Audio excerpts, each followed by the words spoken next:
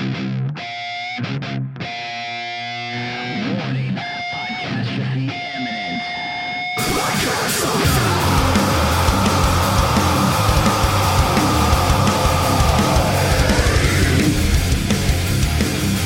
Join me, Dick, on a podcast about music, movies, television, all with a taste of metal. This is Podcastrophe. Hello, everybody, and welcome to Podcastrophe. It's finally here, guys. If you've been following me on my personal Facebook, or if you've been following Journey into Comics, we've been talking about it for, if you want to get real with it, we've been talking about it for 2 years now, and it's finally happening. I announced it back on episode 150 of Journey into Comics that I was finally doing it again, and here I am. This is episode 1, and today I have with me a special guest, Brando. How's it going?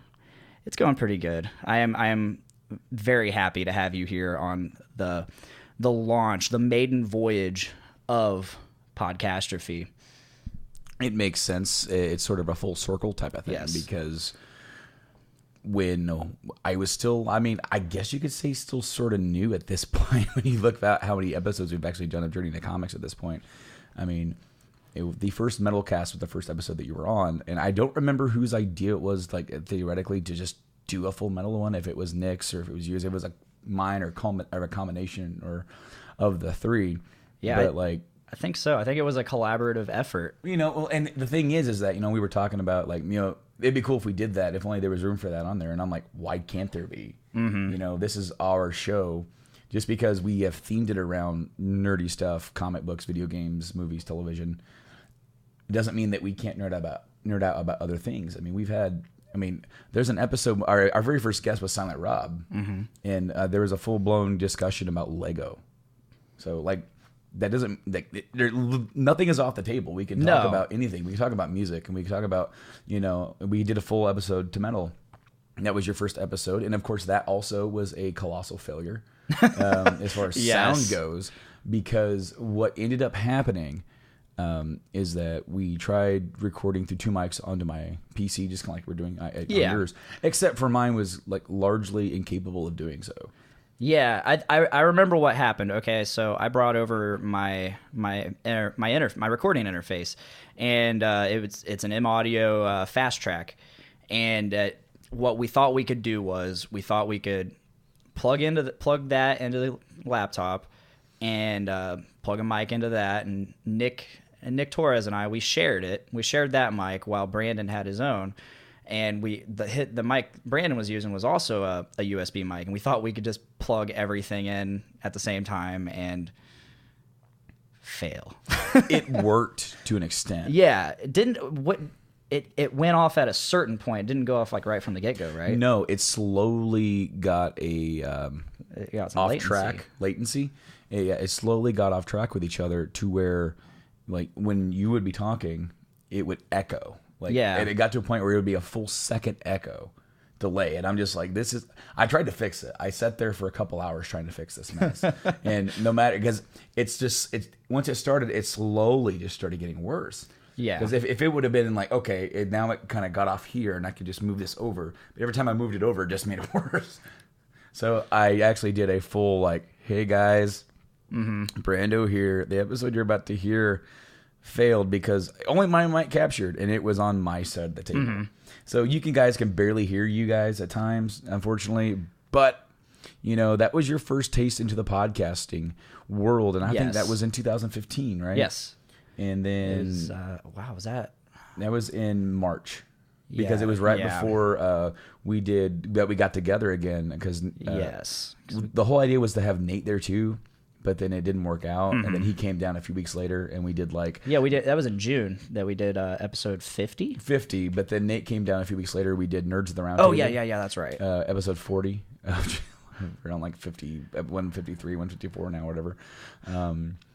But it is crazy, dude, to think how far that's Oh gone. yeah, and then now to think you guys have spawned even like you guys have already spawned some podcasts, but now you've spawned even more podcasts. Yeah. Well, the thing about that is that we had talked about the possibility of growing and doing a network 2016. Yeah. Like, so it was like a little bit over maybe like a year and a half ago we talked about it. And with that, if you're going to do it, like with me, I have a problem with being a visionary. I sometimes vision too high. Yes. And I say, we're not doing it until we get here, and then really when I really should be like, we just need to hit the ground running and just do it. Yeah. But so what I decided to do, and this ended up being, it didn't work out for us, was let's, hey, we want to kind of do some other shows. I've always wanted to do a video games podcast. I wanted to do that before I even came on to Journey into Comics. I wanted to do that almost like a full year before I actually was on a podcast. I wanted to start a video game podcast. The money getting into it, and then having nobody to talk to about it. Like, I thought about Wes, but then he was living in Illinois, and that's where he lives now. And it was like, man, the logistics of this probably are not going to work. So I shelved it. And then Nate's like, you should just stay and basically what we do with Journey into Comics is we just record our banter that we would piss our drummer Jim off with at band practice. Like literally, we would just be like, did you see what happened on wrestling? Yeah. Dude, that new movie. Yeah. Meanwhile, the other guys are just like, okay, can we just play some fucking music? And then and then Tony, the bass player, would get into it if something like, then this, and then Jim's back there. Literally, we had points where Jim would be just sitting there just, I'm waiting on you guys. I'm like, sorry, Jim. You're starting to sound like Joe right now, bitching about his band. Yeah, well, like, all they ever do is talk, and then we barely get to play anything. Yeah, and now we actually just hit record and do that every week. Right. But going back to what I was talking about with starting the other shows is that we wanted to branch out and do something besides Journey into Comics. I wanted to have video games. Nate wanted to do something with. He watched foodies watching movies. We wanted to nerd out about wrestling together, which we were big fans of that, and we would put it on to comics at times. But it just seems like when you're trying to put a show together, it's like we have so much to talk about. Is there time to fit this in? And only when it made really something really big happen would we do that.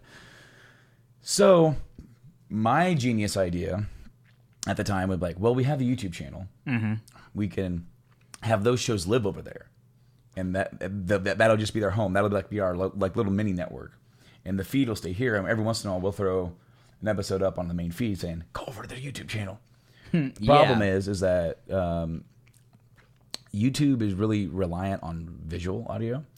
And none of those had visual audio. And see, the thing is that with YouTube Music, you would think that now more than ever, podcasts could probably thrive in that. Oh, area. Yeah, definitely. But it didn't really work out the way that we wanted it to.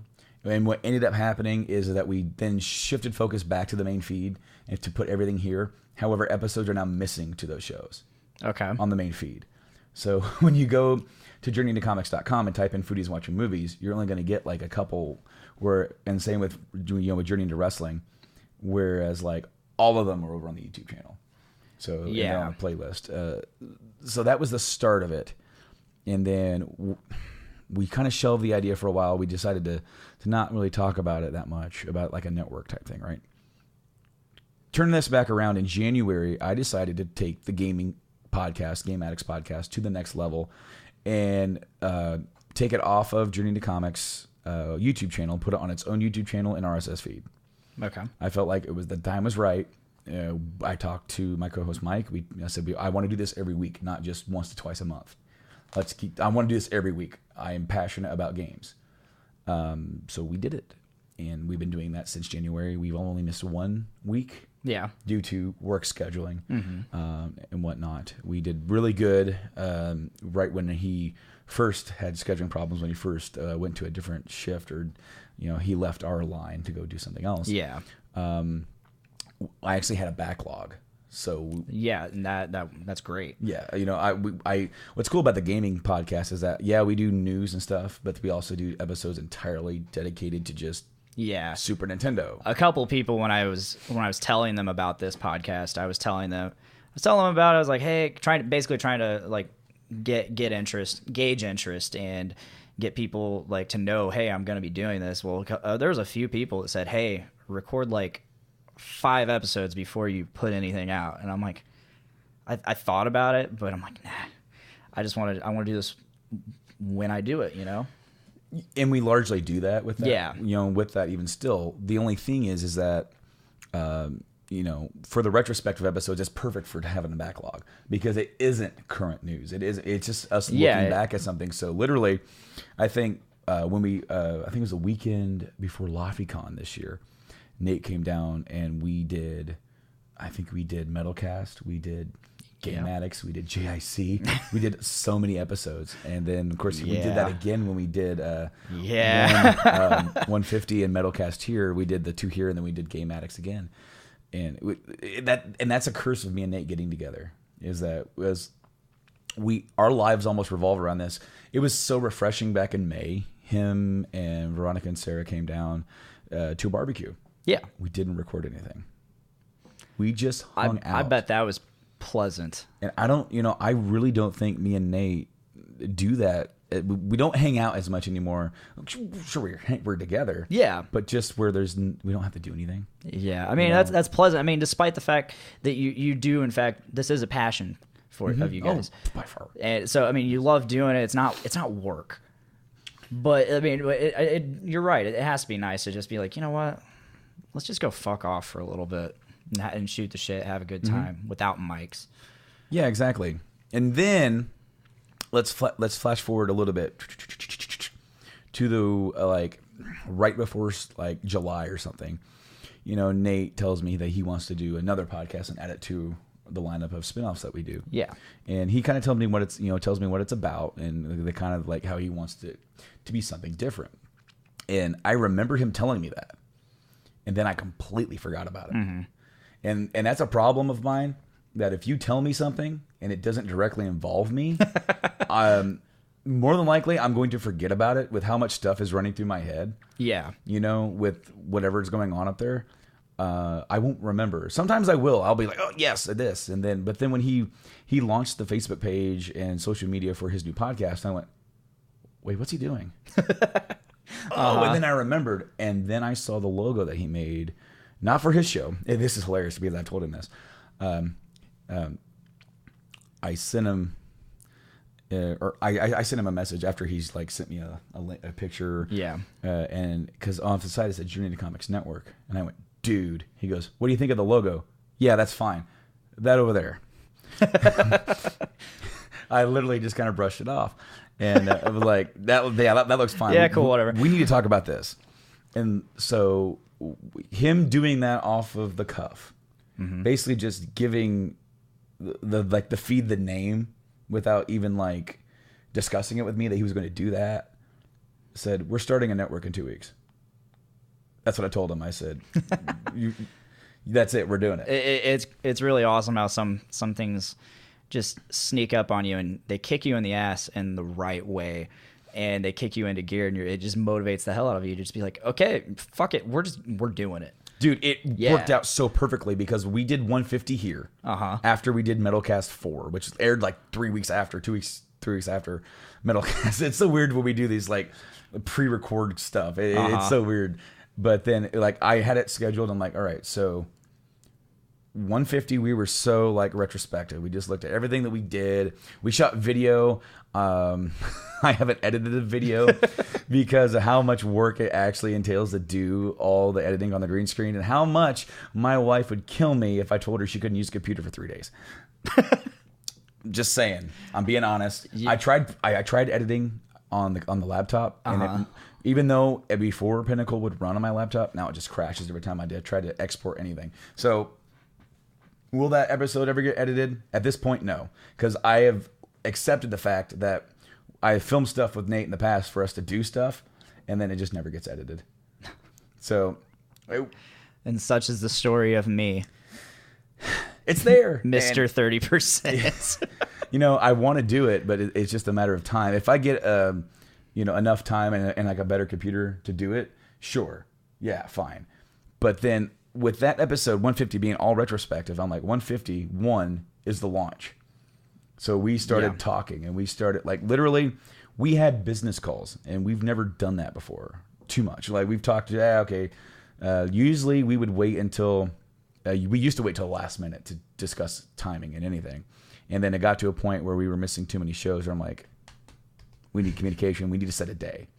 And like, if we set a day, we're not going to miss. And then we'll set a backup day in case we miss that. Yeah. And that has worked 100% since we switched to that. It's worked out terrifically. Now with the network thing, we did business calls. We were sitting there and just talked like this. We talked about this. We talked about this show, Podcastrophe, because you said, when I even said, yeah, we're doing it. And you're like, really? Because originally you said you were going to do your own thing. And then I'm like, great. Because I didn't even ask you a question. I just said, great. Because I want content. I want more content. And then when Nate said, okay, my new show, Journey, wrestling, and then, foodies. And then he's like, oh, by the way, Poor Boy might be making a show. I'm like, awesome. That's another one. Yeah. And then, my wife was like, hey, I kind of want to do one too. We've talked about it for a long time. I want to try it. And I'm like, all right, you know what? That's awesome. And so, I mean, even though that show is not officially announced yet, it's coming down the pipe, and they're first time podcasters. So that show is, to me, is labeled in development until it's ready. Yes. And then that's a new term that I've been using, like a professional in development. Crazy, right? Because there's so many things that we can announce and there's things that I don't want to, and I just label those as in development. And so, I've reached out to a couple people to see if they wanted to do something down the line. And so hopefully that's coming. Now, it was a few weeks ago, and me and Nate were going to get together in person, because I said, if we're going to do anything and work on this, we need to be in person. If we're going to talk about this on 151, we need to be in person. We can't have crappy, laggy internet audio. So he came down, and I was up 24 hours that day. We worked on the website. That's when I got journeytocomics.com finally, and we linked that up with the new website. We set that up. We coded the damn website ourselves because it wouldn't work.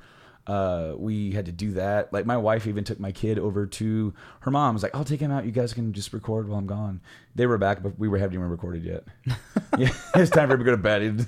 It was one of those nights. He left around 2:00 in the morning, and then I was like, I'm going to bed. I'm like, oh wait, no, I need to eat first. And I go to look at the cooking time on my food, 45 minutes. I guess I'll go edit that podcast. That's what I did. And then of course we launched the Patreon. Yes. Which we have gone 3 years without making a dime. And we will gladly do 3 more years without making a dime. Yeah, of course. But how cool would it be to just make a little bit of change just to help support the show? We have jobs. We make money. And I have supported this show. Was it 2016? I took over the direct funding, and then Nate chips in. He sends me some cash, and then it comes out of our PayPal, me and my wife's. But man, it would just be so cool if we didn't have to worry about that. It would, for sure. You know what? And if listeners or fans want to give back to us, that's awesome. If they can't, cool. We're still going to give you the same badass audio, and even more than what we have been giving you with all these new shows coming down the line.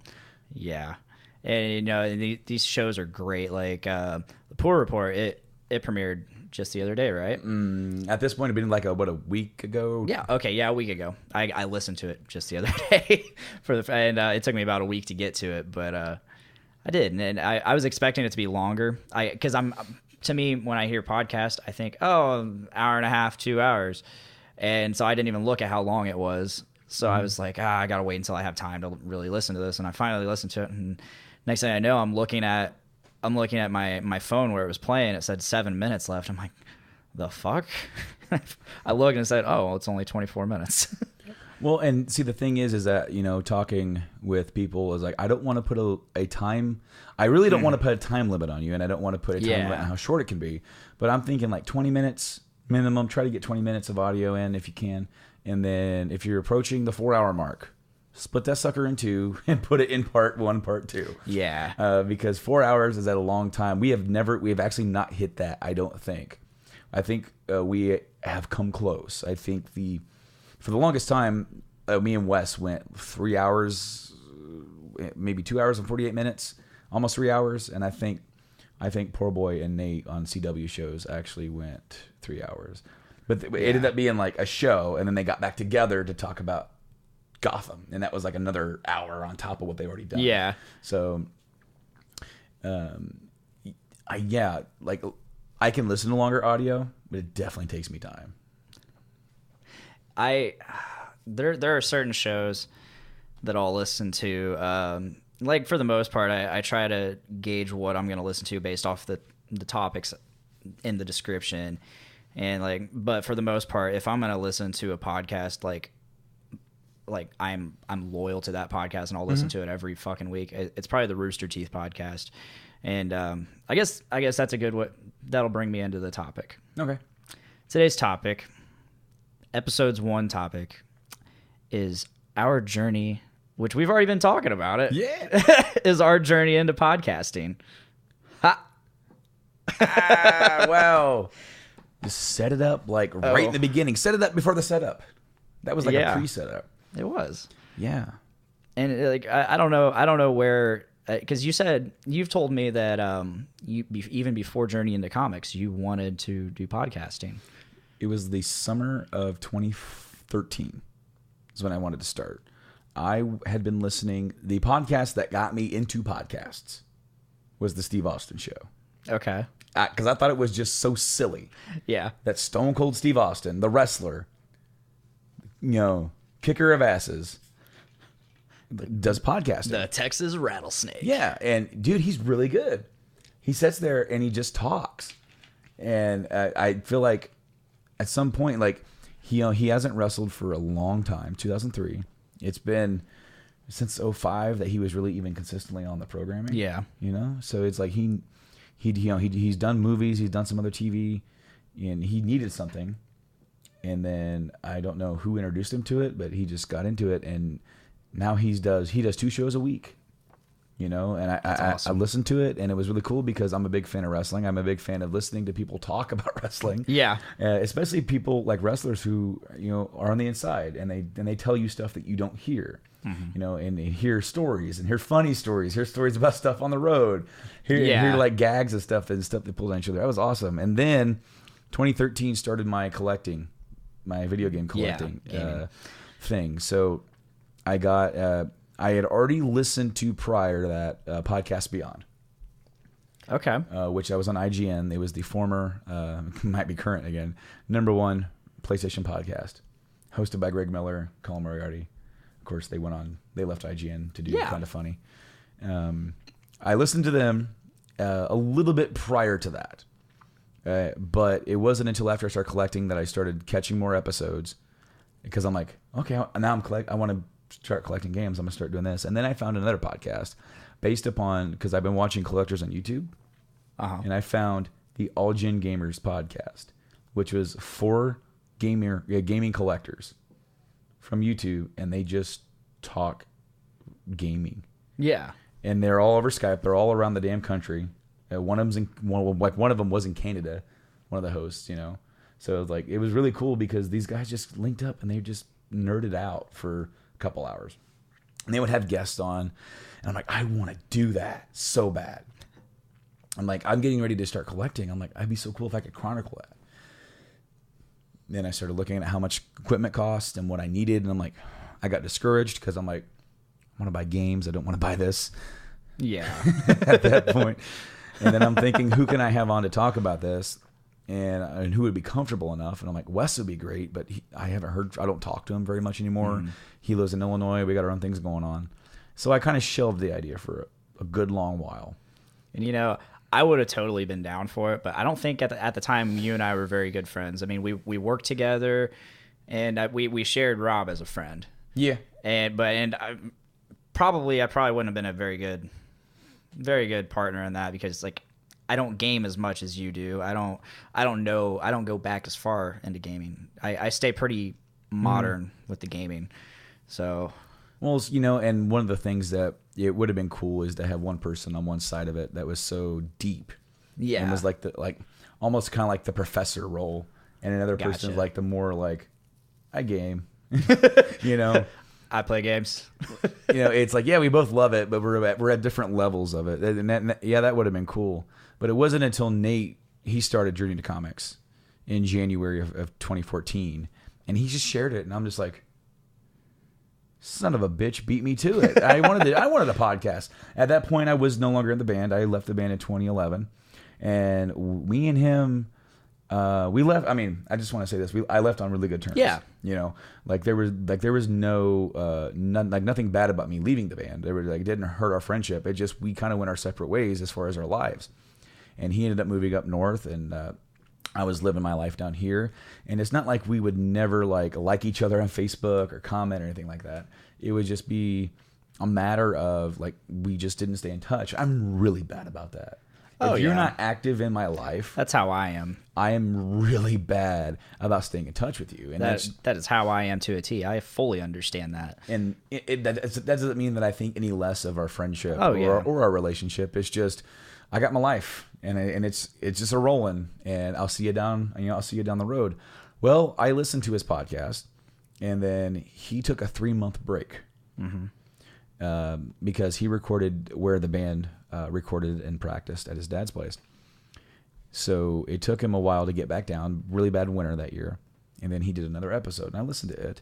And then he did another episode, and then he ended up asking questions of some sort. So I sent a question in, and then he asked for feedback, what could I do better on the show? And I kind of gave him some feedback. And then he's like, dude, we started reconnecting a little bit. He goes, you should come on the show. It'd be really cool. I'm like, yeah, sure. And it's really funny that you started the show to talk about collecting comics when I wanted to start a show about collecting games. He goes, dude, that's awesome. We need to talk about that. So episode 5 was my first episode. I was the first guest. I guess so. Technically, when I say Rob is our first guest, I was the first guest. And then we ended up splitting that episode into 2, so 5 and 6. Okay. And I gave him the title for it, Interview with a Gamepire. It sounds so cheesy. Yeah. And then cheesy's fun though. The first part was called Days of Future Present because that X-Men movie had just come out, and I wanted to talk about how I had gotten out of superhero movies, and that one was the first one to really bring me back into it. And then the next one was called The Wrestling Dead. We talked about WrestleMania 30 was that year. Okay. So we talked about the Undertaker streak ending and all that kind of stuff, and Warrior passing away. Maybe I think we talked about that. And then we talked about The Walking Dead. Yeah, that was May 2014. May 2014 is when the Warrior passed. That was in April because it was in April because it was early April because it was the Tuesday after WrestleMania weekend. It was just because he went to Raw the next night. He did the Hall of Fame. He did the Mania appearance. And then he went to Raw. He did a in-ring promo appearance. And then he left, and then in the hotel. Yeah, literally, he was leaving the hotel the next morning and he had a massive heart attack, right? Yeah. Anyway. Yeah, but that's how it started. And he goes, I was supposed to be live at his dad's place because we didn't know how to do it, Skype or anything. And then my wife hit a deer, literally, that week. So it was going to be a no-go because we still had to get the car appraised, or not appraised, the damage assessed, I guess. And we were like, okay, yeah, we're not going to drive it because we're pretty sure we could drive it because it wasn't that bad. But we're like, yeah, I'm not going to head over. He goes, oh, that sucks, dude. We're going to work it out, He goes, I have to work it out some other time. And I'm like, well, I've got a PS3 headset. Maybe we could do Skype. He goes, yeah, I don't know how to do that. And so we figured it out. And once we figured it out, it's like, dude, you could be on my show every week. Because would you want to be my co-host? I said, oh, fuck yeah. Let's do this, And it was I'm not even the biggest, deepest comic book guy. Yeah. I like comic books. I used to read some. I'm familiar with a lot of characters and a lot of lore and a lot of history. And I love especially some of the bigger books. But I'm not the deepest guy at that. Yeah. But it was cool because then he's like, and then we could, with you coming in, we can also talk about stuff over here and touch on that kind of stuff. And it was this weird dichotomy where he was the hardcore comic guy, I was a hardcore game guy, and we kind of crossed the streams of this place where, yes, he played games, yes, I know and read some comics, and we can sort of be the bounce guy off of that. Yes. Where the other person can almost be the guy who doesn't know as much and ask some questions about it. And it worked. It's been a formula that we've done to this day that we literally, I would say the formula isn't as crazy, obvious as that anymore because we just talk now. Yes, exactly. Which is, that's all a podcast is. It's a conversation. You're right. It's a recorded. We live in an era where basically the radio talk show has kind of died. Like it's not what it used. I mean, sure, I don't know. I don't listen to AM radio. I don't listen to any radio, but as long as I've known, there haven't been too many talk shows. And I think when podcasting became a thing, like that was like this generation's radio talk show. It is, and it's so much at a level of freedom because we're not hindered by a censorship. No. We can literally say any crazy, wacky thing that we want, no matter where we like stand politically, religiously, morally. Yeah. And the only thing that we'd have to answer to at that point would be either your sponsors or if you were under a company. You'd have or if you're gonna at some point you want to hold some kind of office or anything like that. It's like, well, back on episode blah blah blah of this fucking thing, you said this bullshit. It's like it's there. It's like, yeah, I guess I did. Yeah, it has a lot of freedom because my wanting to do podcasts stems from me wanting to do radio. Yeah, 11 years ago.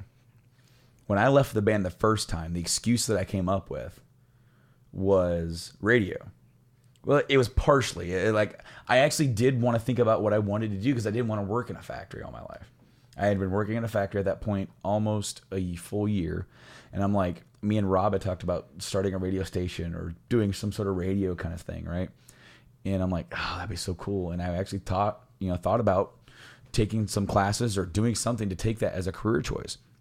It wasn't until I looked into it a little bit more that I realized that's not really what I wanted to do.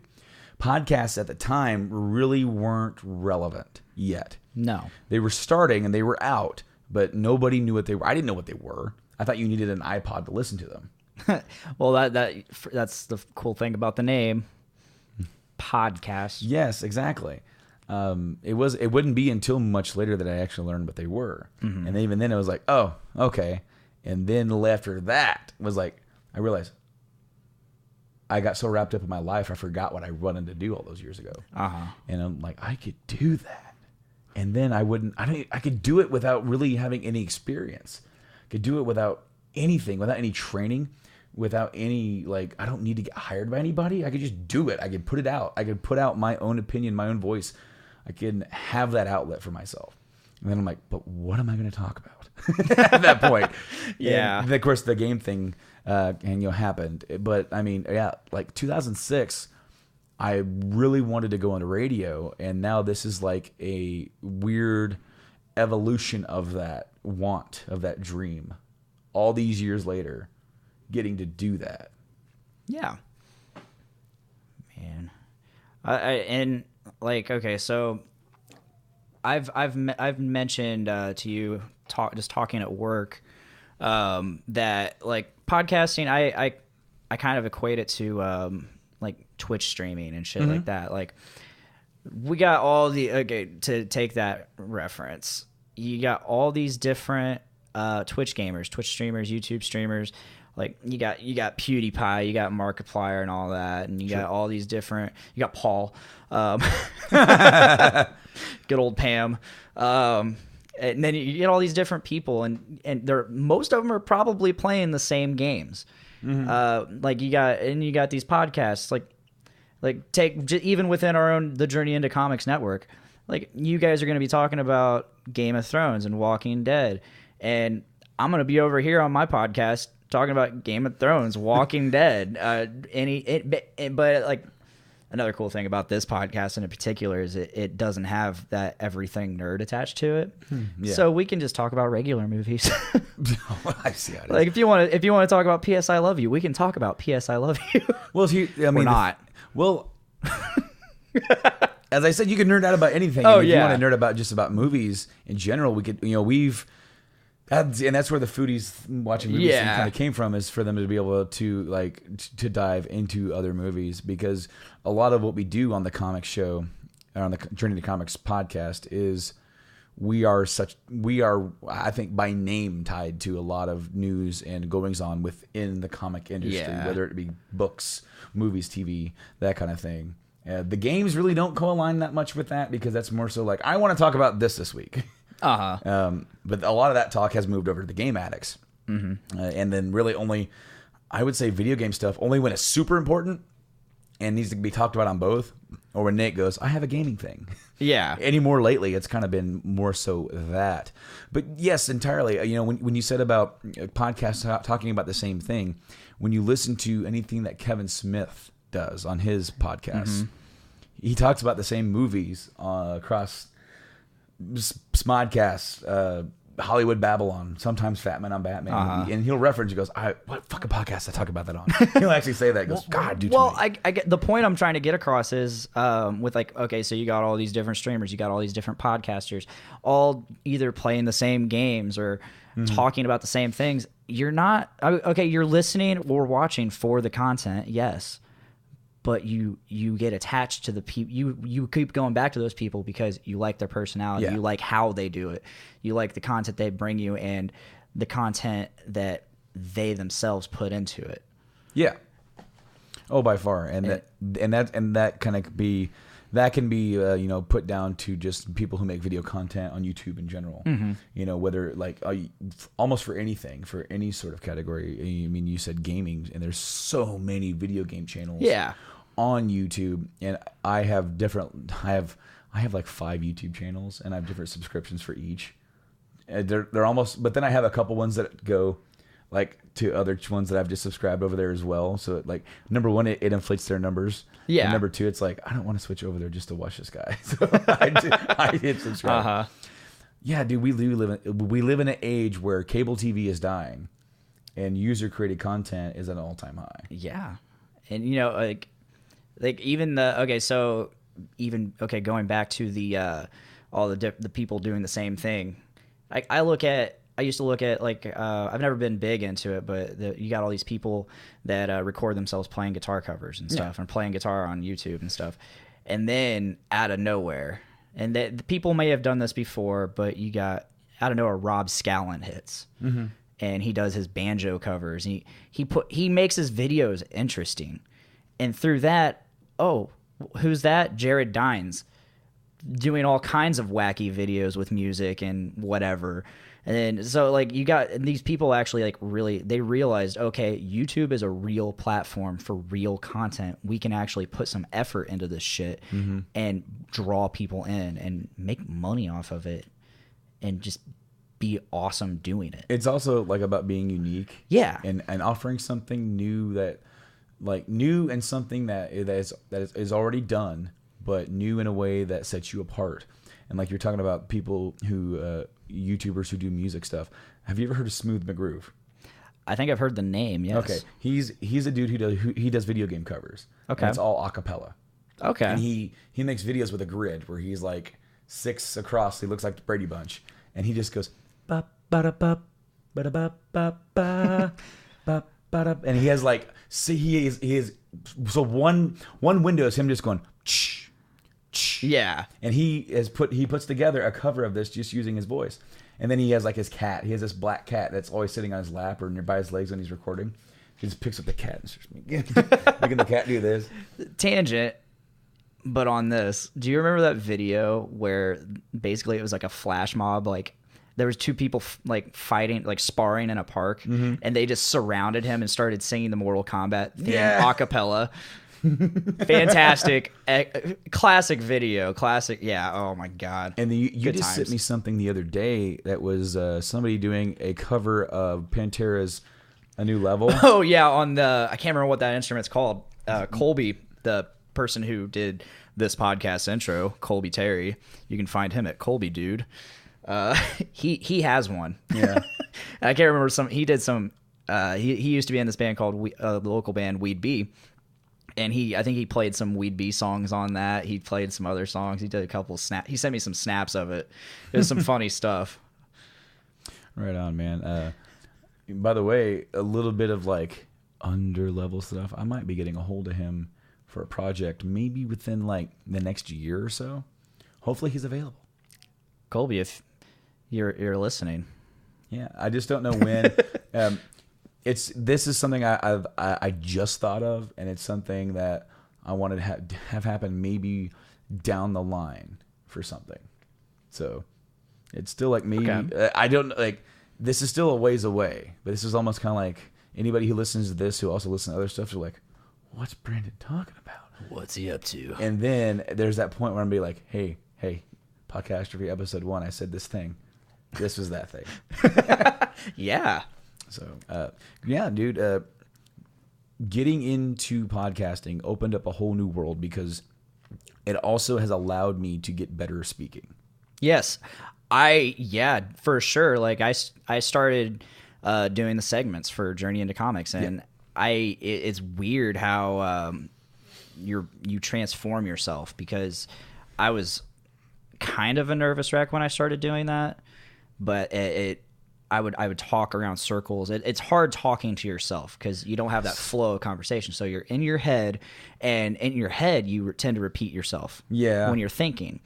And so that just translated into my actual. It was basically thinking out loud.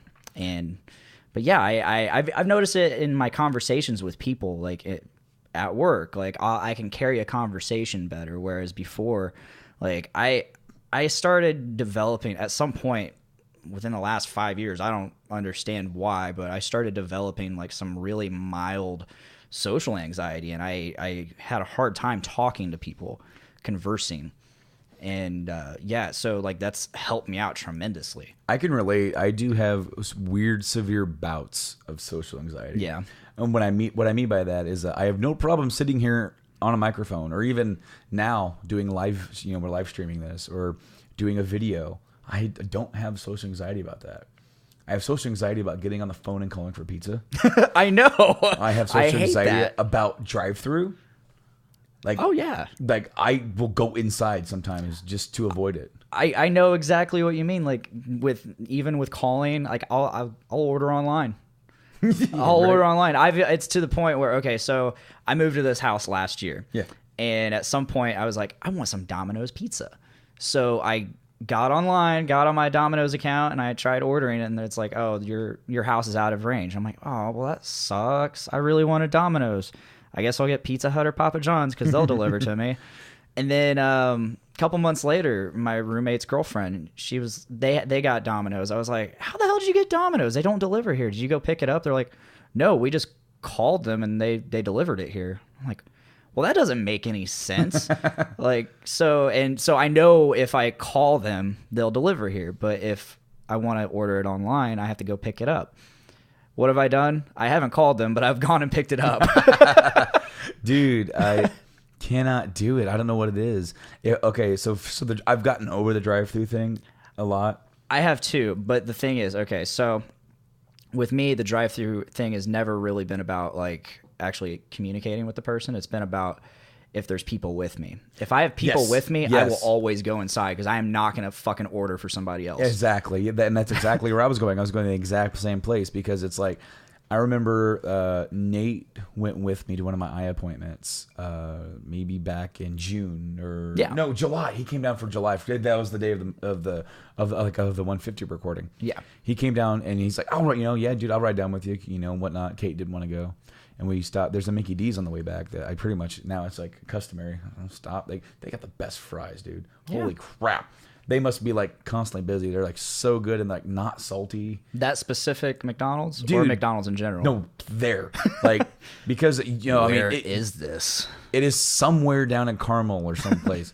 And it's like, I've never had it be like too salty. I've never had it be like sitting there. It's always been piping hot to the point where like, oh my, so good. That fry I ate today that just completely murdered my mouth? Yeah. I ate a fry at work, and it was like apparently fresh out of the goddamn fryer. The rest of them were fine, but that particular one, I bit down into it, and like instead of, crushing the fry, all the potato within the fry spewed out into my mouth and just murdered the fuck out of it. And because you remember, I like shrieked. Yeah. I was like, ah! Everybody just looked at me. Oh yeah, dude. Going back to social anxiety though. Yeah. If I'm in public and I need to ask, I won't ask somebody something. Oh, I know. If it's like, well, just go say something. No, I'll just go home. At work, I'll wait. I'll wait until like I absolutely have to go to the bathroom, and then I'm like, okay, I guess I got to pull the light. I got to go. And it's funny because I don't even care. It's like, yeah, I'm going. I'll wait, and I'll be like, okay, I'll wait until car number this and I'll do it, or I'll wait until it's 118. I'll do. You're right. Yeah. I'll go then. 118, dude. That's like right after break. But dude, yeah, I have really weird stuff like that, and of course, like it drives my wife up the wall because it's such like to her like, and she should understand she has anxiety as well. But it's like to me, it's such weird little things. Mm-hmm. Weird things that should be a no bother to anybody, but for some reason drive me insane, and to the point of where I get so nervous about something that that I start like not wanting to do it. Now, I don't know what it was, if it was a family thing that happened this year, but I feel like that has really peaked it.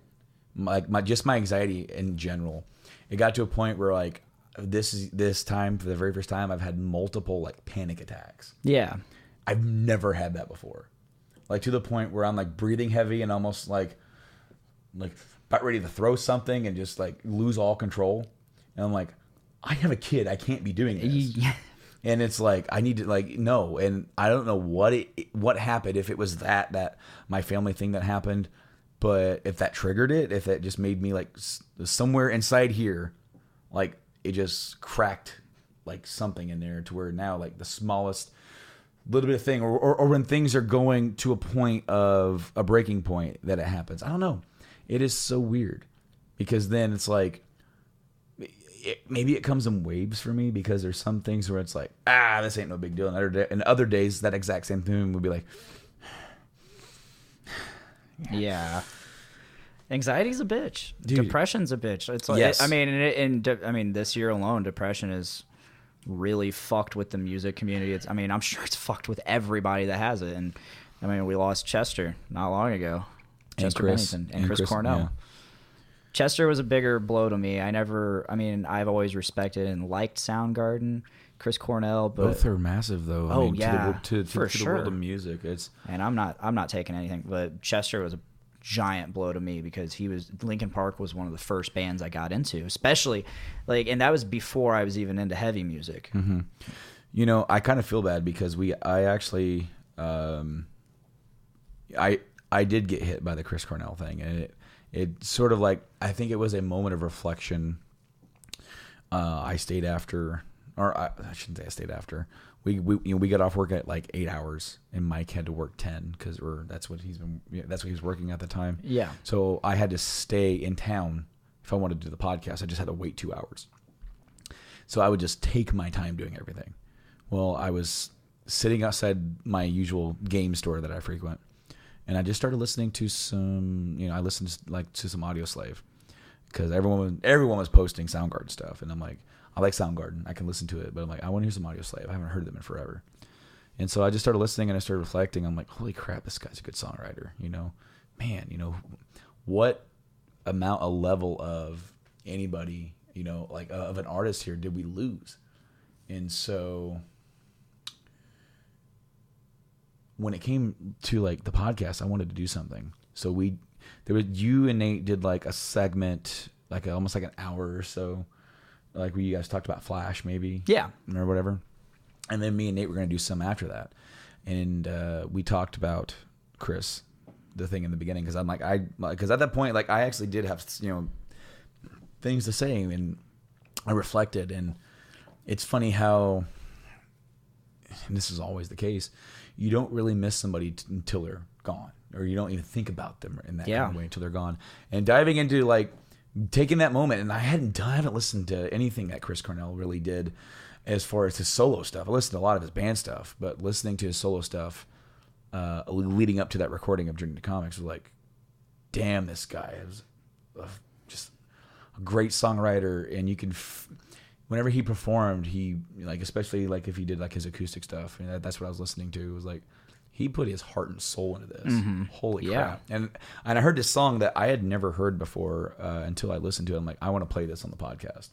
To hell with anything else, with hell with the YouTube thing. I just want to play it and put it up. I talked about all that because I feel bad because we've been so busy and we've been so like wrapped up in our own thing. We haven't even talked about Chester. Yeah. And I feel like there is definitely. I mean, I don't know what it is because, like with Chris, I was like, whoa, and I was super reflective, and then with Chester, I was just so sad. And yeah. Whereas it's so easy. All you got to do is start reciting your Linkin Park lyrics, and you can just see his personal diary written. So I mean, for years. So it's like, what do you say? I wouldn't even know where to begin at that point, because it's just with Chris, I was sad, and then sit there and discuss, this awesome guy music we lost, and then to lose Chester, and then it's like Chester fucking hurt. Well, for me, it fucking hurt. Man, it hurts so bad, to a point where a dude felt so worthless. Yeah, you're I guess my live feed ended. Oh well then. Oh well. Sorry guys. Just right when we're getting into the deep, man. I know these feelings. They'll have to tune into the podcast. Oh man, their free trial is over. Oh, anyway, wouldn't that suck? Okay, because we want to talk about Game of Thrones, and we're gonna get to that in a minute. But just for example, to watch that episode, "The Spoils of War," for it to end your free trial right as the horde and the dragons you don't get to see the rest. Oh, did they do that? No, but I'm just saying that's kind of what it felt like. Oh man. No, but with Chester, dude, the dude, it's always said, man, he had everything. He had 6 kids, and I've dealt with depression in my life. Me too. It's sick. It's awful. It makes you think and feel different than what you are. It does.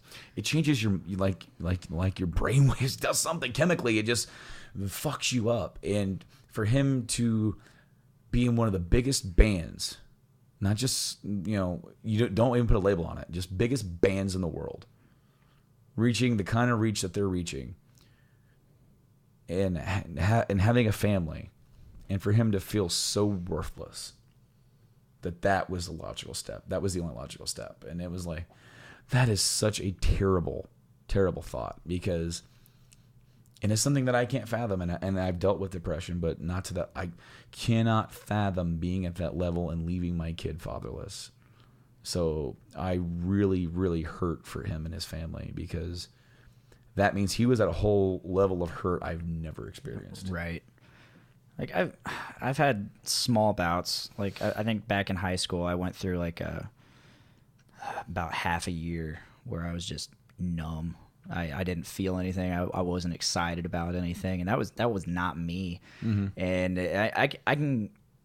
I know, I'm pretty sure I have a good idea of what triggered that for me, but it just happened, and I went through a really weird, rough period, and then where I just wasn't in contact with anybody. I didn't talk to anybody at school, nothing.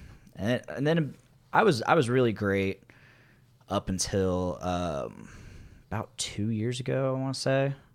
Yeah, it was about 2.5 years ago, actually. I had just come back to night shift. I've been hired on full.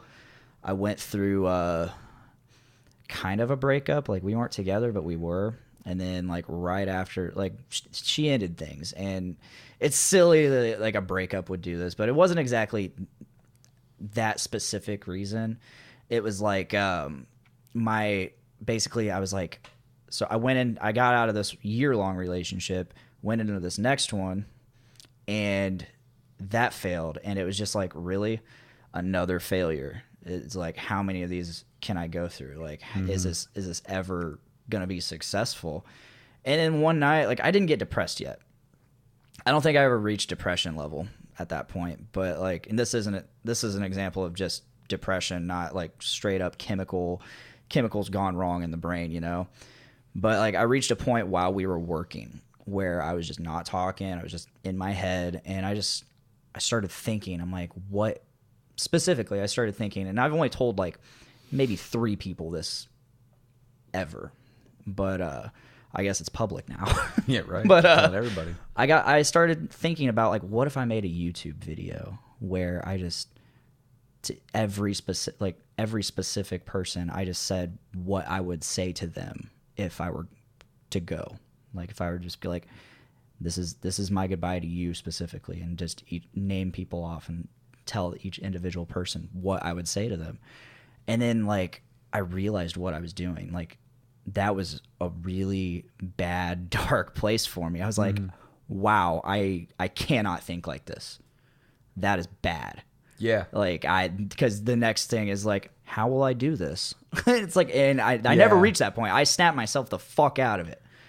And I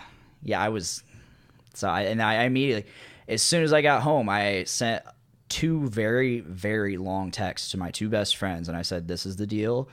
I am texting you and I'm texting this other best friend.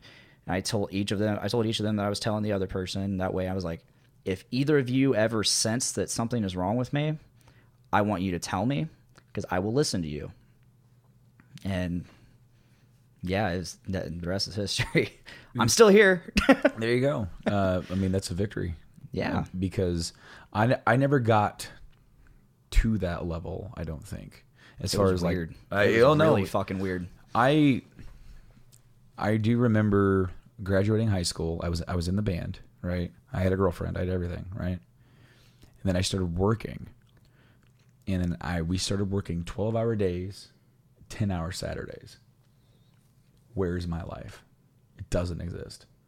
Yeah. It's all about work. That was part of it. We were working a lot then. I was going home. I was going home at night, and I was living at the dorm room. And because I went to night shift, I wasn't able to, partake in the parties and the shows. And by the time I would get home, everybody would be asleep. And I'd be like, well, okay. And I went for the longest time with this girl. I would literally see her. She stayed the night with me every single night. I would see her every single night, and she was on the same sleep schedule as me. So night shift wasn't so bad. But then she was just gone. Like, just she completely dropped off the face of the earth for me. And, like, I didn't know what the fuck to do. And that just put me into a state of shock. Yeah. Like, when I got the job that I got, I was working at the window factory, and I was expected to make time for the band. Expected to make time for the girlfriend. I had no time for myself. And I don't think the other guys in the band reached that level of grown up yet. And that's not a detriment to them, and I'm not slighting them. I'm just saying that, like, our priorities were changing. Pretty much life came in and slapped me in the face before it slapped them in the face. It's pretty much what I'm saying. Yeah. When you're right out of high school and you're just like, I never had that period of, like, some kids and some adults have this, or young adults, I should say, like college kids, have this period of float. And what I mean by that is, like, they live their life afloat. They have some responsibility, but they're not completely responsible yet. They are not completely on their own, and yet they are on their own. They're making their own choices. They have times to make mistakes. I feel like I was just plunged in this world of adulting, even though I was still living at home. Yeah, I was expected to do this and this and this, and it was so overwhelming that I became so, like, darkened. I'm like, this is my life's gonna be like. This sucks. Like, and really it hasn't really changed to an extent, but you just learn to cope. Well, like, I don't work as much. Thankfully. No. Yeah, we got out of that. Well, I mean, that was 12-hour days, 10-hour Saturdays. That's even longer than what we've ever worked. I was so, like, after you do that for like 2-3 weeks, you're a zombie, dude. Mm-hmm. And you see the same people. And then, the girlfriend noticed it. She goes, "What is wrong with you?" And I didn't know what was wrong with me. Yeah. Because it hadn't hit me yet. My brain was still trying to cope with what this new reality was. And the band's like, "Man, you never hang out anymore. You're always late to band practice." And I'm just like, guys, I get off work at 5:30. I get home by 6:30. Basically, I go home, shower, turn around, travel more to band practice, come here, and sit here like a zombie. It's like, you're not into it. You're right. I want to sleep. And then it's like, I need to make time for the girlfriend. Well, we ended up breaking up that summer. And due to certain circumstances through that whole situation, which I'm not going to talk about on this podcast, that might be for the Voice of Survival podcast. Okay. Plug. Yeah, plug. You know, I'm going to be on that show at some point, and we are going to be unpacking Draxus. We're going to be going through the entire band and probably going up until the point of podcasting. Either I look forward to that. And I really hope to unpack even like the bad stuff. Yeah, because that's a part of our relationship. It's a part of our past. But for sure. It left me that whole time in my life from like starting around September 2005. Left me with one person as my friend, maybe two. And it was Rob. Yeah. That was it. And another guy that I went to school with, I was working with, ended up quitting in October, and I have never seen him again. And he has been one of my best friends. And it sucks. He went to the military, and he came by to see me before he shipped out. And I was in Indiana visiting my future wife. At that point, and he's come by and he's asked my mom how I'm doing or whatever. William, if you're out there, miss you, man. Hope you're doing well. It would be cool to see you. Like literally, it's been 11, 12 years at this point. Crazy. Wow. It is crazy. Like we're friends on Facebook, but like I don't. It's so weird to just sit there and go, well, "It's been forever, man." You know, that's a conversation for. In person. You're right. Have that. You're right. You know, but you know, dude, I wish you well. But that whole point in my life, it left me with only Rob that I could really feel like I could like trust and depend upon to be a friend. And me and Rob got really close. I feel he was really there for me at that time. And then of course I met my wife shortly after, and that's a whole other relationship thing, right?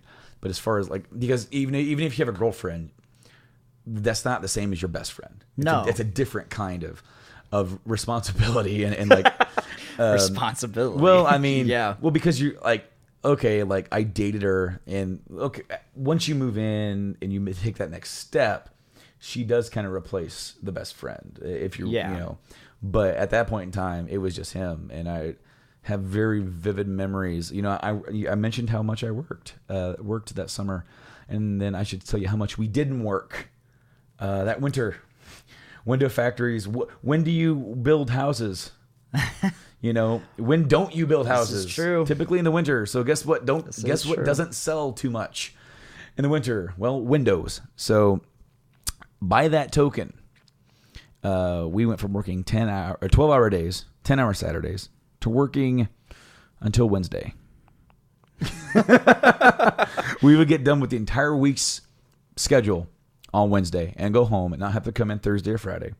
This is probably the most accurate to float mode as I've ever been, or free. Man, this is awesome. I got living at home, got hardly any bills. I could sit home and play video games all day. Rob would come over like every night. He would get bored, so he would come over like every night, and we'd all stay up late. I remember having vivid memories of being introduced to Monster and staying up late playing SmackDown vs. Raw 2006. Us playing GM mode endlessly. The soundtrack to that game is so like nostalgic. When you hear something, it just takes you back. Yes. Holy crap! I bought that game on PSP because I'm like, what the heck, man? It'd be cool. I wonder how accurate it is, and the full modes are there. So I'm in the car traveling to a holiday thing maybe like Thanksgiving or Christmas, and I'm hearing the music, and it's around the same time of year, and it's exactly like 11 years later, and I'm like, whoa, that hit hard. Because it is true that music can take you back to a place. It can make you feel things again. Oh yeah. And it was almost like a floodgate. Everything. And I just kind of like took that in for a second, and I'm like, wow, that's such a long time ago. Speaking of that, like, I have a hard time listening to Phobia by Breaking Benjamin. Mm-hmm. 'Cause I listened to that CD a lot during that period when I was really depressed. So like I'm just like, it's such a fantastic album. I want to listen to it, but like I'm just like, oh, this is making me think of that one time. But yeah, and there's other music that will just instantly take you back, and it's such a weird thing because it's like you can feel a feel. I say that and it sounds stupid. Like, well, of course you can feel a feeling, but I think I know exactly what you're talking about. But it's like you can. It's almost like it has its own sense. It's like a different. It's not a sight or smell or like a touch or a taste. It's this flash memory of where your brain was. Yeah. At that moment, and then that comes back to you, and you're looking at it in retrospective, and it's such a weird nostalgic feeling. Going back to Chester, I guess I started listening. The last album I really was into them was Minutes to Midnight, and so I've been listening to that CD a lot lately, or I was, and so that CD came out beginning of summer 2006, or no, 2007. Yeah, Transformers. 2007, yes, and I remember I went directly after school with my best friend Nikki. We went, picked it up, listened to it, and we're like, this is weird, because we had only known like Meteora and Hybrid Theory, so this is like a really weird version of Linkin Park. Little did we know they would get weirder. But I spent like that entire summer playing Monster Hunter on my PSP, and like I would have playlists playing all day, all night, like on my computer. I would just sit in my room playing PSP or sleeping. Yeah. And this playlist would go, and I would have a bunch of those songs, that and Skillet. I had a Skillet and a bunch of other fucking music that I had on these playlists. But those, listening to the Minutes to Midnight CD, it's really bringing me back to that time when I just did nothing but play video games, eat pizza roll, and listen to music. Man, I tell you what, it has been quite some time where I've been able to feel the lack of responsibility. Since having a kid, I haven't felt it at all. Yeah. And I haven't been allowed to. You know, me and my wife just said the other day, we need another date night. She goes, it's been a while. I'm like, yeah, the last one was Spider-Man. She goes, hasn't been that long then. I'm like, we just went and saw a movie and then we got rear-ended. It's not a date. That is not my ideal version. Like, I want to go to dinner. I want to sit down. Yeah. And I want to have, like, it was so weird, our first dinner without a kid. Sitting there looking at each other going, what do we do? Yeah. We have forgotten what it means at this point. What do you think it's going to be like when Wyatt, your son, moves out and goes off to college or something? A lot of, and I don't want to like set you guys up for failure. I don't think that will happen, but like a lot of parents, they get so wrapped up in the parenting that they lose track of the relationship. That can happen because your husband and wife, along with father and mother, of course, and like so, a lot of people just they get divorced, or it happens, or they just split up. Something happens like that, and that sucks. But like, because they just don't know. They lose touch of each other, and they don't know how to handle the absence of the child, because that was a bridge, and the bridge is gone. Well, essentially, I think it's different for any couple in any relationship and any sort of parents, because we have been together 12 years this year. We got married in 2009. We didn't have a kid until 2015. Yeah, and that wasn't for the lack of trying, but we have already grown so much as people. Yes. And that is something that I'm very very aware of. I am very self-aware of the fact that people change throughout their lives. And the ideal goal of a relationship, whether it be marriage or just if you guys are together, is to keep growing together. You guys don't have to grow under the same thing, but you have to be prepared for the change of that person, because it happens gradually, typically.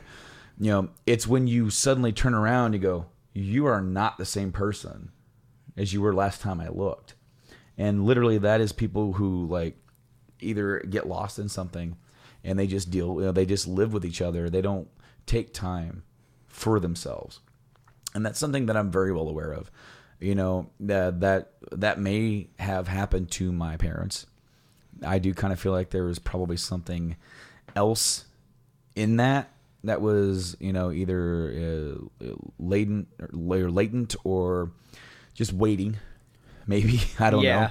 Because I moved out in 2007, and by the time a year had gone by, they were broken up, separated, and then divorced.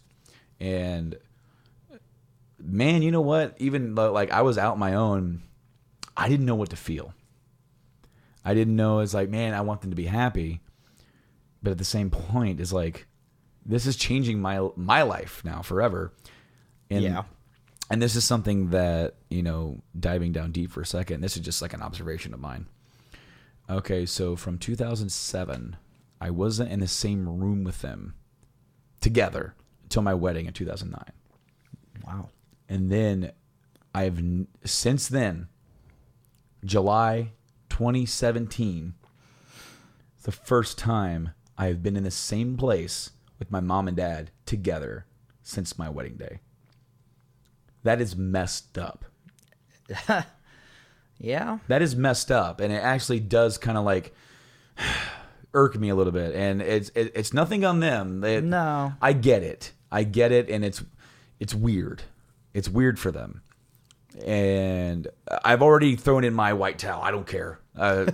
I give up on trying to sustain some sort of, because you know how some families are, kids of divorce, some parents are really good about still keeping that, togetherness through separation. It's like, we're going to be here together for you at your game. Awesome co-parenting. Yeah, co-parenting. Yeah. I want so badly, I don't give a crap about me anymore. I want co-grandparenting. Because I want my kid to have relationships with his grandparents. Yeah. And it's like, I don't want to have him look at me and go, why don't I ever see them in the same place? And me have to go, well, kid, I haven't seen him in the same place in years either. But I don't want to have that conversation. And thankfully, this past summer, it was there, and I could definitely feel the tension. It was so weird. But it's something that I hope will continue to happen and get easier to happen.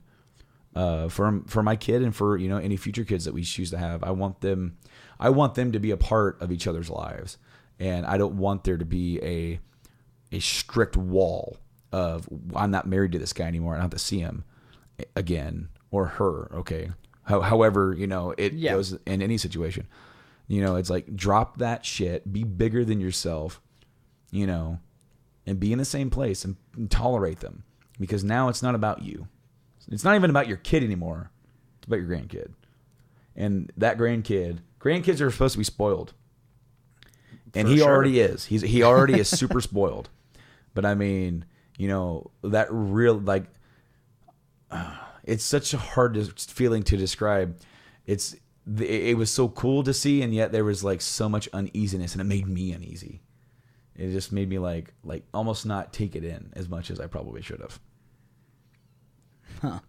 We've really gone into really deep levels on this podcast. We really have. For this being the very first episode. Mm-hmm. This is I was trying to think of some way to, not that I didn't care, but I was trying to think of how, I was like, man, how am I going to segue out of this?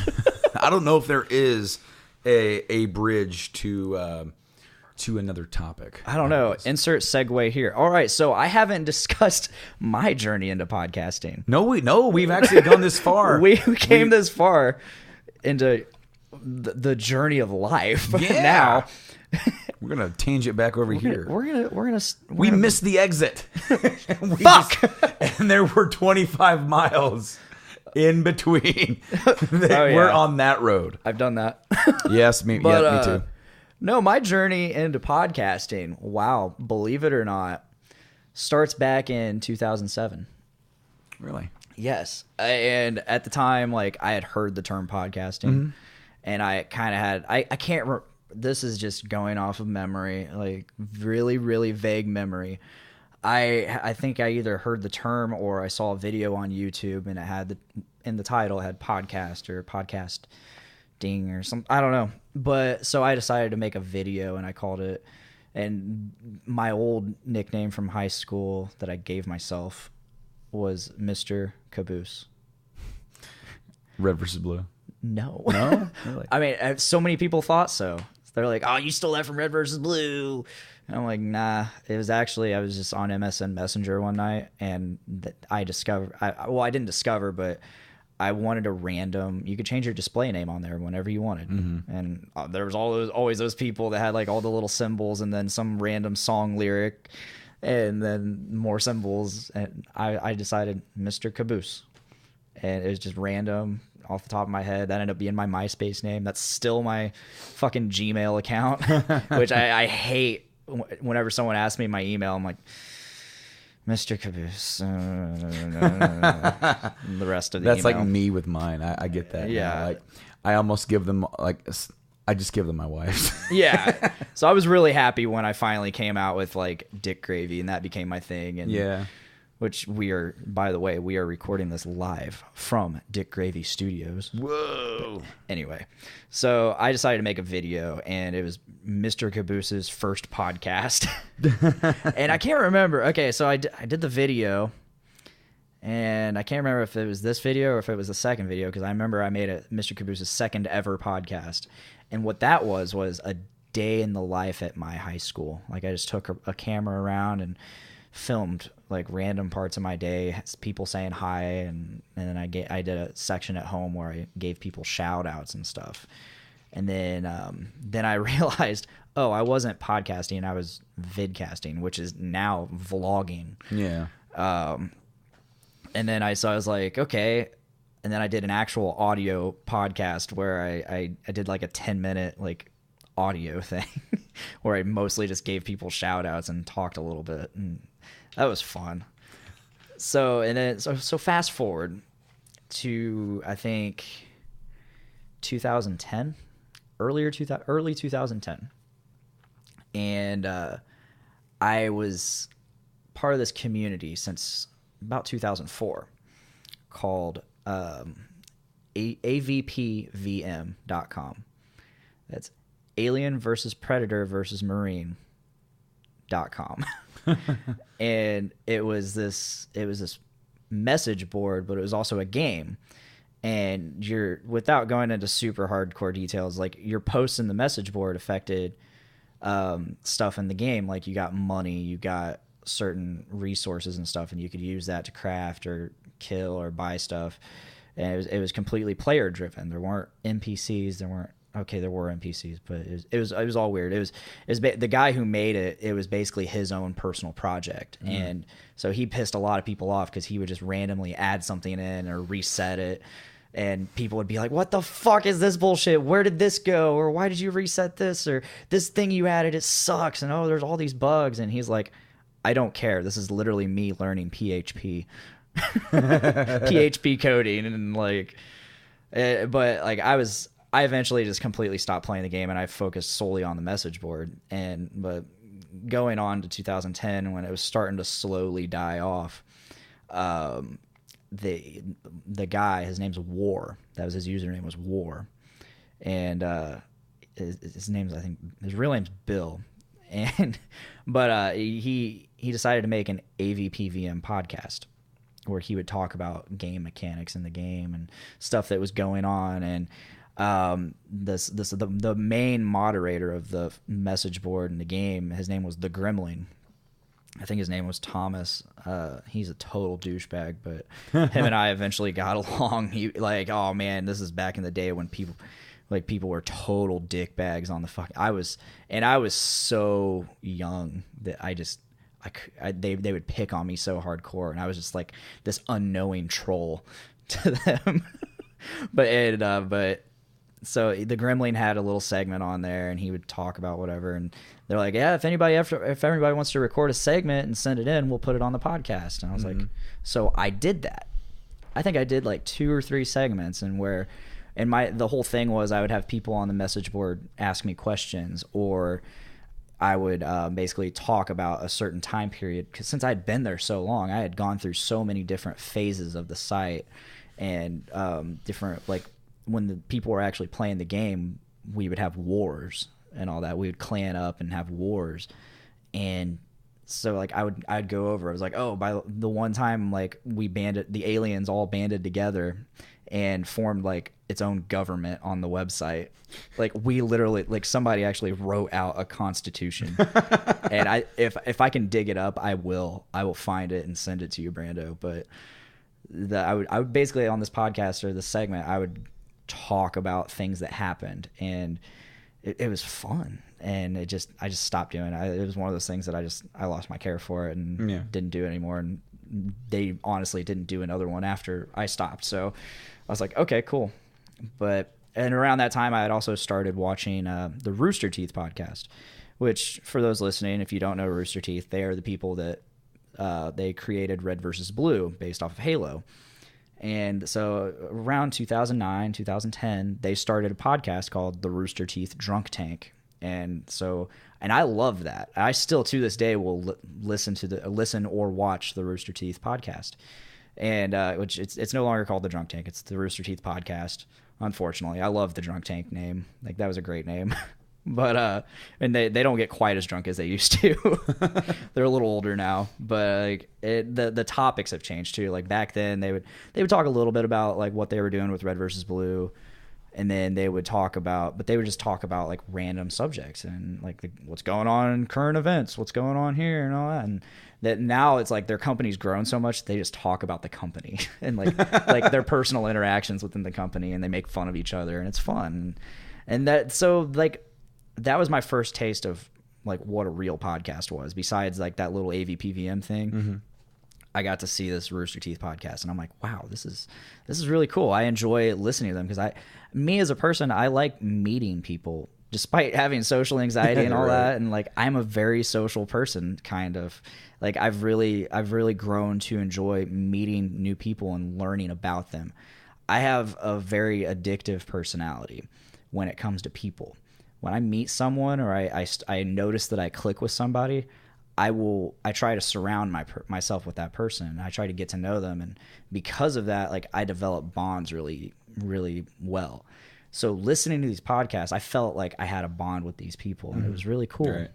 And so, like, fast forward to I don't even remember, but at some point, I think either you or Rob or somebody, probably not Rob because he barely uses Facebook.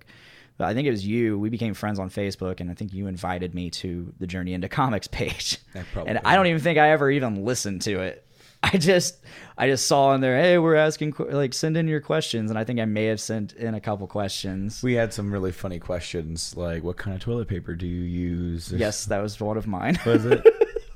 and by all means, it's like, well, we got questions. Let's answer them. By all means, we will tell you what kind of toilet paper we use. Yeah. I mean, and that is important too. It is. It really is. You judge a lot about people based on what kind of toilet paper they use. Yeah, for sure. And what kind of crap is it where the stuff we get at work is like literal sandpaper they use down to sand out defects? I don't understand.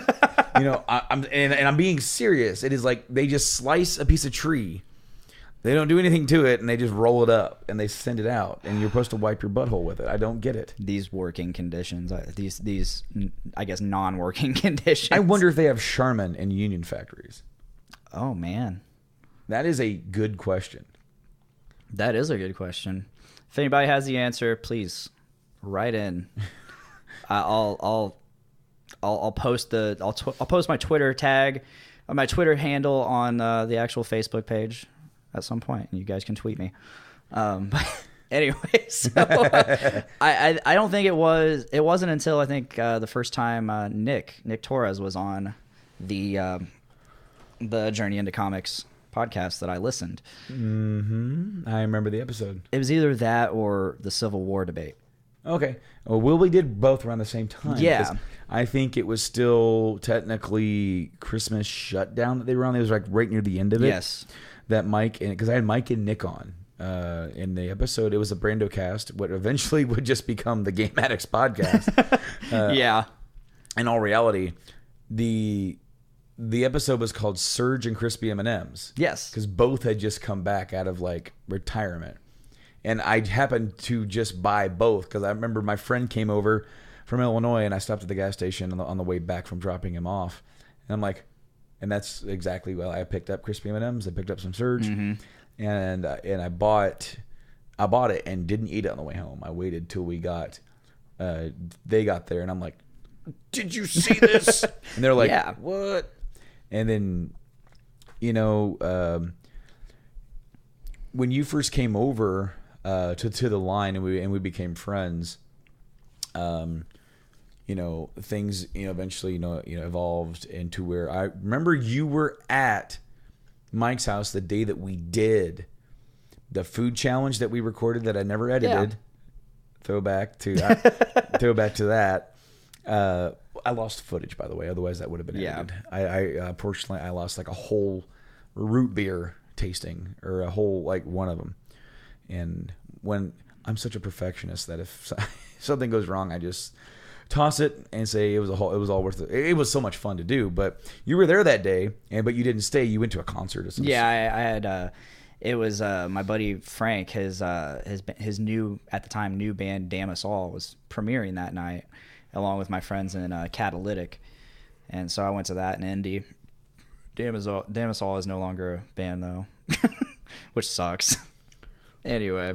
Well, it's unfortunate, but our podcast has outlasted their band. I mean, you guys had the podcast before they had. Yeah. Well, maybe actually.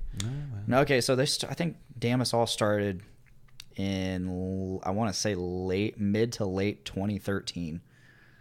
So, Okay, so but they didn't. That was actually, yeah, that was their first show, and that was 2015. Yeah, so they waited a while. They got their things together. But anyway, so I listened to that podcast with Nick and Mike on it, and then I listened to the Civil War debate, and then a couple months later, I was on the show with the first Metalcast. Well, the first one that you were actually on was episode 50 when we did the big, because we did both on the same day. No, we had the first Metalcast. Well, yes, okay, yes, you were actually there with me, and it was another Brando cast, Journey into Metalcast. It was the first Metalcast. So you were actually in the room with me at that point, and you were actually on the show with Nick, and you know, you brought 2 songs. One was your own, yes, and then one was We'd Be, yes. And listen back to that, and you'll hear when I said podcasting will help you talk better. I don't know what to do half the time. I mean, I remember Nick telling me, like, I think either on the way home or at some point at work, but he was telling me, like, dude, you don't breathe when you talk. He was telling me, like, you try to get everything you want to say out, and then you breathe. And I never noticed that before. And then I would start paying attention, and that made me anxious. And I was like, am I doing this? But so I went on that, and then next thing I know, I'm on episode 50, and then, which was a breeze. That was nothing because we had so many people. The spotlight wasn't on me. It was a breeze for you. It was not a breeze for me and Nate. However, No. That was an entire nightmare of a show. Oh yeah, to pull I that remember off. that. And There was a lot going on that day, and we were running late. We had somebody from California on at the same time as we had somebody in Illinois on, and you were on that hour, and Mike was on that hour. Nate started the show, introduced you and Mike, and didn't introduce the people on Skype. They just started talking. They're like, people listening were like, I even say, what about the others? He goes, oh, well, look, we're gonna introduce them next hour. He thought I was talking about the people going to be on later. He didn't catch on that he didn't introduce Seek, Donnelly, or Westicles. So they just went unintroduced. good going, Nate. And then what we did is that we switched guests.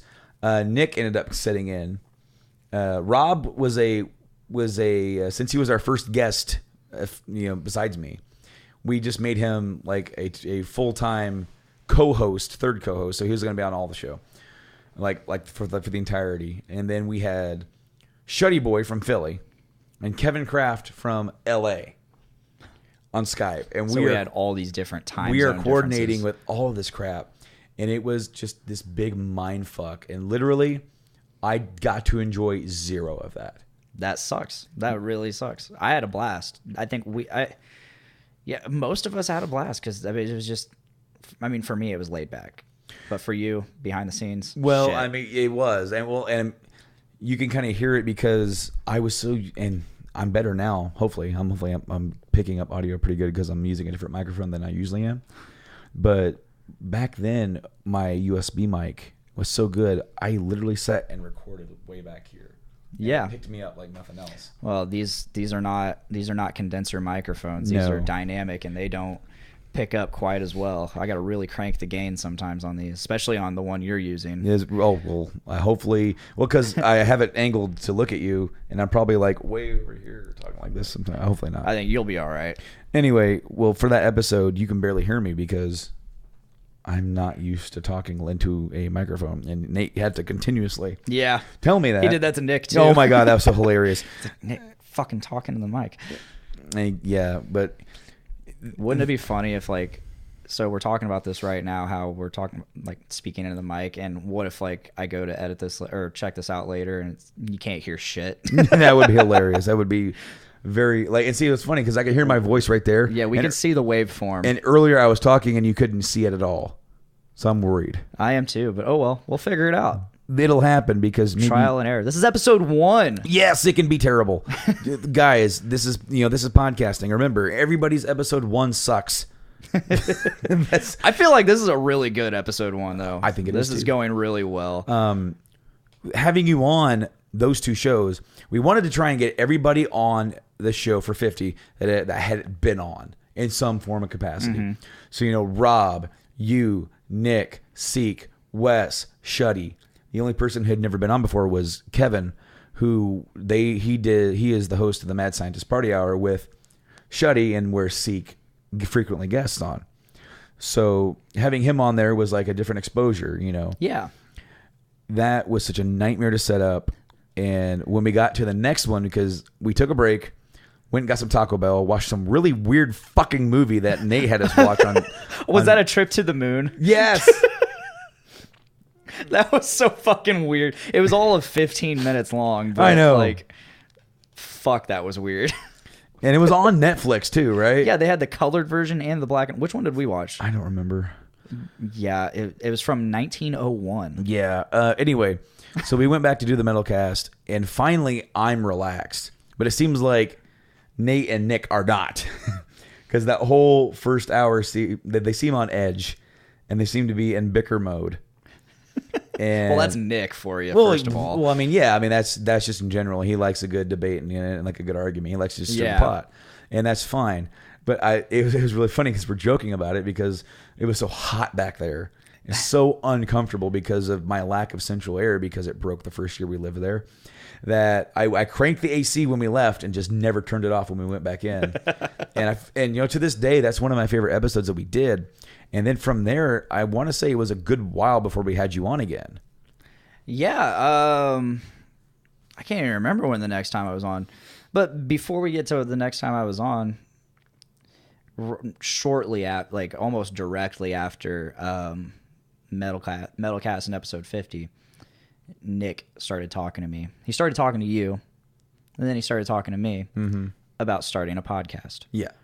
And he would run ideas. He was telling me about Kinda Funny, another podcast I watch and listen to, but with Podcast Beyond. Podcast Beyond, it's the successor to Podcast Beyond on their own terms. And so I've been keeping track with them, and that's another inspiration. And anyway, so he starts talking to me about those podcasts and what they do and the people on it, and then he starts saying hey, let's start a podcast, and hey, we could do this. We could talk about politics and this, and he'd throw out ideas for recurring segments and doing all this stuff, and I was all for it. I bought the mic you're using right now, not only for vocals but for that podcast, because I knew it was a great mic. Yeah, and I bought it. I was looking into getting a new interface so we could have multiple mics plugged in, and I was just. I bought a bunch of equipment eventually, but no. So we were going over all the ideas, and I was totally on board with it because at the time, I had never really undertaken something creatively on my own. I had always started things and never finished them, or said I was going to start them and never did them. And then he was like, "Hey, let's do it." So I saw him as kind of the leader. I was like, okay, I don't have to be the driving force behind this. I can just be on it and piggyback, Yeah. like I did with Journey into Comics. But, and so like I was all for it. And then the plan was we were going to move in together, get settled and start. And then, so we moved in, we got settled. I got more equipment that would allow us to bring in more microphones and more people and actually do this. Never did. And then we just never did it. And next thing I know, like our lease is almost up. Yeah. And I'm like, hey dude, remember that podcast we were going to start? Which, by the way, was Podcastrophe. It was announced on Metalcast too. Yes, we announced. Okay, so it was before Metalcast that we fucking started talking about this shit. But okay, so Podcastrophe. He was like, "Are we ever going to start Podcastrophe?" And he's like, "We were going to, but I lost motivation. Like we worked so much, and we had the house, and we just never got around to it. And then so we just lost the desire to do it." So, and by that point, I'd already been on Journey into Comics again. I think I did the Game of Thrones episode. I did Walking Dead, maybe. I feel like I did 2 Walking Dead episodes, but I'm pretty sure it was just the season finale. Because we tried to record it with Wes, but we had audio connections that day. So then we just linked up like the next day, and Wes was not available. So we fell back to Dr. Dongo. Yes. So that. I had my fill of podcasting through Journey into Comics, and then later on I don't know how many more times I guested before I was like, hey, I would like to, how about me co-hosting? I think I approached you like, how would you feel about having another host? And you're like, well, how about, would you like to have your own segment? I was like, yeah, that works. Yeah. And so I would do the segment. I did my own segment on Journey into Comics, and it was crazy. Like I would make a new intro every week, and I would come up with a new name for it every week, and even if it was something stupid and completely uncreative, I didn't care. It was just lazy and laid back and fun, and I would just talk about whatever the hell I wanted to fucking talk about. And suddenly, like you just told, I was like, you're like. Oh, yeah, okay. It was one week. I was like, I have no idea what the hell I want to talk about this week, but I need to get something out there because it's been 2-3 weeks since I've had a segment. Right. I need to do something this week, but I just have no idea what to talk about. And you're like, dude, you just need to make your own podcast. And I was like, man. Then I started thinking about the logistics of it. I'm like, man, I can do this once a week. I can do this once every 2 weeks or maybe once a month. It doesn't have to be like this weekly thing. I can just do it on my own time. Yeah. And so I started planning it in secret and going over things and trying to get things set up. And one day you're like, I'm just going to go ahead and use Podcastrophe for the Metalcast. I'm going to use the name for the Metalcast. And I'm like, don't do that. Oh, why not? I'm going to use it. Yeah. The cat got let out of the bag. Yeah. I was just kind of thinking because back when the name first got created, which is under much controversy right now. Yeah, it's under controversial terms. There's some disagreement, I guess, about how it got made. But I wanted to use that, honestly, like when you guys like when we're going to do the Podcastrophe show, I was so excited. I was so excited for it to be a thing. And then when it slowly seemed like it was not going to be a thing, I'm just like, well, if they're not going to use the name, I want to use the name. And so when early talks, me and Nate talked about doing a network thing. I was going to call the company Podcastrophe Productions. Oh. And so I'm like, that's awesome. And I looked it up. Nobody else had it. Of course, now there's another podcast that was roughly at the same time we were talking about it. Yeah. They started. I know. It's like this weird thing. But their Podbean page is no longer up. Oh, that's cool. Their fan page is still up on Facebook. I noticed. Last updated in 2015, but I managed to get the URL of facebook.com/podcastrophe. Well, then I guess they just called it something different. They suck, apparently. Well, maybe. I mean, I don't know how many. They don't exist anymore. Yeah. Sorry, guys. But that is a name that I really liked how it rolled off the tongue. And then better than Podcastrophe. Yeah, way better than that. Podcastrophe. Podcastrophe. There was a lot of different things that were going on during that brainstorm segment. Because sometimes me and Nick would just brainstorm. Yeah. On stuff, you know. And so it's very unfortunate, I feel, that he's not involved. And he might be, but the thing is, we work different schedules. Yeah. And we are still friends. We don't really talk much, but we are, like, when we do talk, we're cool. I would love for him to come back on, onto the podcast. Oh yeah, because I feel like, when he was on Days last year, after not seeing him for a while, it was just like, it was like no time. At first, it was almost kind of seemed like there was like, we're different people, and then it's like, no, we're still the same people. We're just, people grow and people do different things with their lives. Yeah. And I would love to just, hear where he's at. I would love to actually have an extended sit down conversation. I think that'd be so cool.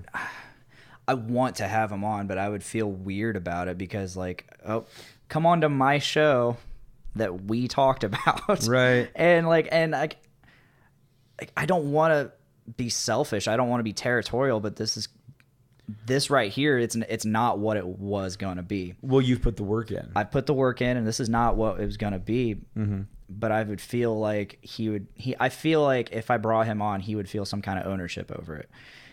And I wouldn't, I don't know. Like, I feel like I would be obligated to be like, hey, come be on. Come be part of this. Come be a regular like, this is your show too. But at the same time, it's like, I put the work into it. I want it to be mine.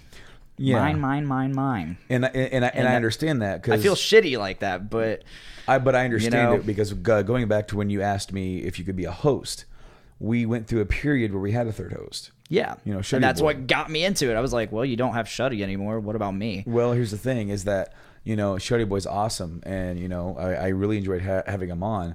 But, and this is going to be, a theme of going forward with the network is communication. Yeah. I never communicated with Shuddy as far as like outside of the podcast. That was all Nate. Nate communicated, and it just got to a point where he was never on, but we still said that he was a host. And it literally got to like episode 98, or I'm like, what's up with Shuddy? like, is he coming back or not? And not that I was mad. I wasn't mad. Of course not. But I wanted to know, because I don't want to advertise somebody as being a host if they're not on. Yeah. Because that leads to people going, well, I found this show because of Shuddy on Mad Scientist, but you always promote him and he's never on. You're always saying that he's a host in the intro, and he hasn't been on 20 episodes or 25, however many it was. And Nate's like, he is super busy in his life right now. He goes, he barely has time for the one show that he does. And I'm like, all right. I'm like, then no disrespect, but I'm ready to take him off of that, and just not that he had any ownership of our show. He was a part of our show. We loved having him on, but to, I guess, retake the reins and just start driving the show forward without any other person to talk to. And that's something that, like, as far as like me and Nate, we've always worked very well together, even going back to the band days. But there's something different, and there's something more that I get more selfishly out of the podcast. When you have a band, we had 4 people. Yeah. And you had to make at least the majority of those people happy or into your idea to get stuff done, because it's an equal thing, right? So if one person doesn't want to do something, sometimes for us that meant that we didn't do it, but other times, it was a give and take thing. Yeah. When it's me and Nate, it's literally, we are almost on the same page on so many things. There's little things here and there, ideas that get thrown out that, either get rejected one way or the other. That's fine. That's how it works. But 97% of the time, we're like, yep, do it. You know what? And it's awesome, because I think, in a way, for Nate, like, and I've used this analogy before. He had this ball that he called the podcast. He's like, hey, do you want to play with my ball? And I'm like, yeah. And I took it from him and started running away with it. Yeah. And then he's like, wait a minute. Are you going to wait? Hey. And then I threw it back to him. And then we've been playing with the ball. Like, I grabbed hold of that ball so vigorously because I'm so passionate about this because it's what I've always wanted to do. So that in turn, in a way, makes me a real driving force into what we're doing. That's not that he's not as much. Yeah. But I think sometimes he looks at me and goes, holy shit, you are 10 steps ahead of me right now. And when I say this and this and this and this, and he's just like, sometimes it's very easy to blow Nate's mind sometimes. Maybe that's the stoner part of him. But other times, you know, like I think sometimes my brain goes so nuts with my vision that like it's so far ahead, and he goes, dude, you've got this.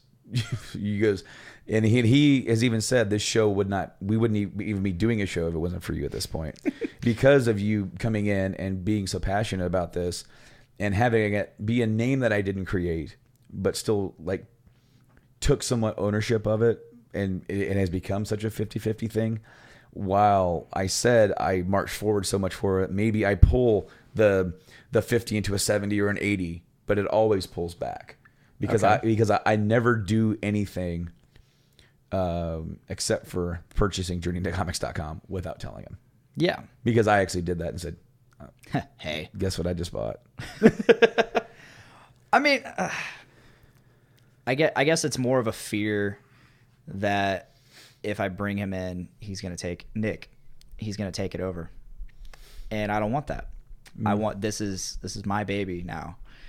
And like I'm putting a lot of things behind me. Like I'm putting music on hold right now because I want to focus on this. Like I lost a lot of passion for music over the last while because not because of podcasting, but just in general. And then I found podcasting, and I always told you told me you need to start a podcast, and I was like, it all depends on where my passions line up, where my passions, my priority in my passions is. And at the time it was music. I thought at the time it was mixing and recording, and that just slowly faded. And I was like, man, I should go forward with this podcast. The cool thing is, and I just want to say, I'm not so sure that Nick would do that at this point. You know, no. Yeah, I don't think so, but it's just a fear, you know. Mine. I mean, it's one thing to be, feel that territorial vibe about it. I don't think he would. I think he would joke about it. Yeah. And I think it would be like an overarching joke throughout the entire show. Oh yeah. But I think that, I think he's happy that like you've found it and I hope so. I hope so, because like I've been so excited to do this. I mean, I've been talking to you about it. I've been expressing it on the podcast that I have been on and telling people about it, gauging interest and all this stuff. And it's just, I'm now that it's finally here, it's going. But what you said about, where your passions lie, that's the cool thing about podcasting, because this can be a passion no matter where you're at in those other passions. Yeah. Because those other passions can cross over into this passion. Yeah. Because you can literally bring every single one of those topics, whatever you're into at the moment, talk about it here. I know. It's great. And bring in guests, whether people that you create music with, or people who you are enjoying a certain thing with, that you can also, engage in conversation with that about. You can share that with somebody. So 5 years down the road, whereas you would think, man, maybe, I'll do this podcast thing for a while, but if I get back in the music over here, next thing you know, you're on episode 200 going, wow, this show has changed so much, but that's because it has evolved with me as a person. Yeah. And it's something that if you desire it, it can always be there. It can always be there to capture where you're at. And it's pretty cool, because going back into the main Journey into Comics podcast, I don't listen to our shows anymore. I used to obsess over it and listen. I always listen to ones I'm on just to study myself. I went back and listened to 50, and I listened to where we were, and I'm like, we're 100 episodes away from that, and I feel so different. And I have a kid. While I'm into like the same things, I'm at a much different place, especially with launching a ground started network, where we're just starting off. It's like, where is this going to be 3 more years from now? It's crazy. A future guest that I'm going to have on, he asked me, are you ever going to just quit your job and just do podcasting for a living? Nice. Like I said, if I can somehow manage to make $80,000 a year podcasting, not that I make that right now, but if I can make $80,000 a year podcasting, I will certainly give up free healthcare and quit my fucking job. Oh, dude. I mean, and so Patreon people, hook us up. Dude, I was talking to Teresa today. Right. Well, and that's something that I'm not absolutely opposed to, but I don't want to necessarily do it at the moment. I want us to focus on building and then, try to build our audience up and then, obviously go. But I was talking to Teresa today, it's our team leader that we work with. Yeah. And she had no idea that I'd taken this next step. And I told her that it literally, just like the story I told you, I saw that logo and I told Nate, this is what we're doing in 2 weeks. And there was no, hey, what do you think about this? This is, we are doing this. Yeah. This is it. It matches perfectly. We need to get to work. And she goes, it's so cool how our lives just fall into place like that. It's like, she's like, you spend so much time putting in your energy out and doing this. And then she goes, eventually it'll just comes back to you in a moment when you're not really expecting it, but it fits perfectly. I absolutely love Teresa when you are conversing with her about just passions, like things you are interested in. Because she is she's so supportive, and two, she actually sits there and listens to you and and does her best to wrap her mind around whatever you're talking about, and then she tries to convey it, or she tries to relate to it somehow, and she always tries to find a way to relate to it. Yeah, and she's a really inspiring person. I'm not gonna lie, I enjoy her. It was really cool because when I told her, she was, she has worked for 20 years, and I think she really finds herself in a moment in her life where she's kind of over it. She's very over it.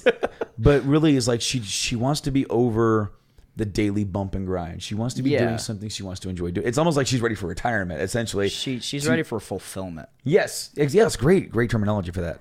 She is so ready for fulfillment. And then I stopped and started telling her about what we're doing. And I said, maybe, yes, I also feel the daily bump and grind, but I also have occupied my mind with so many other things.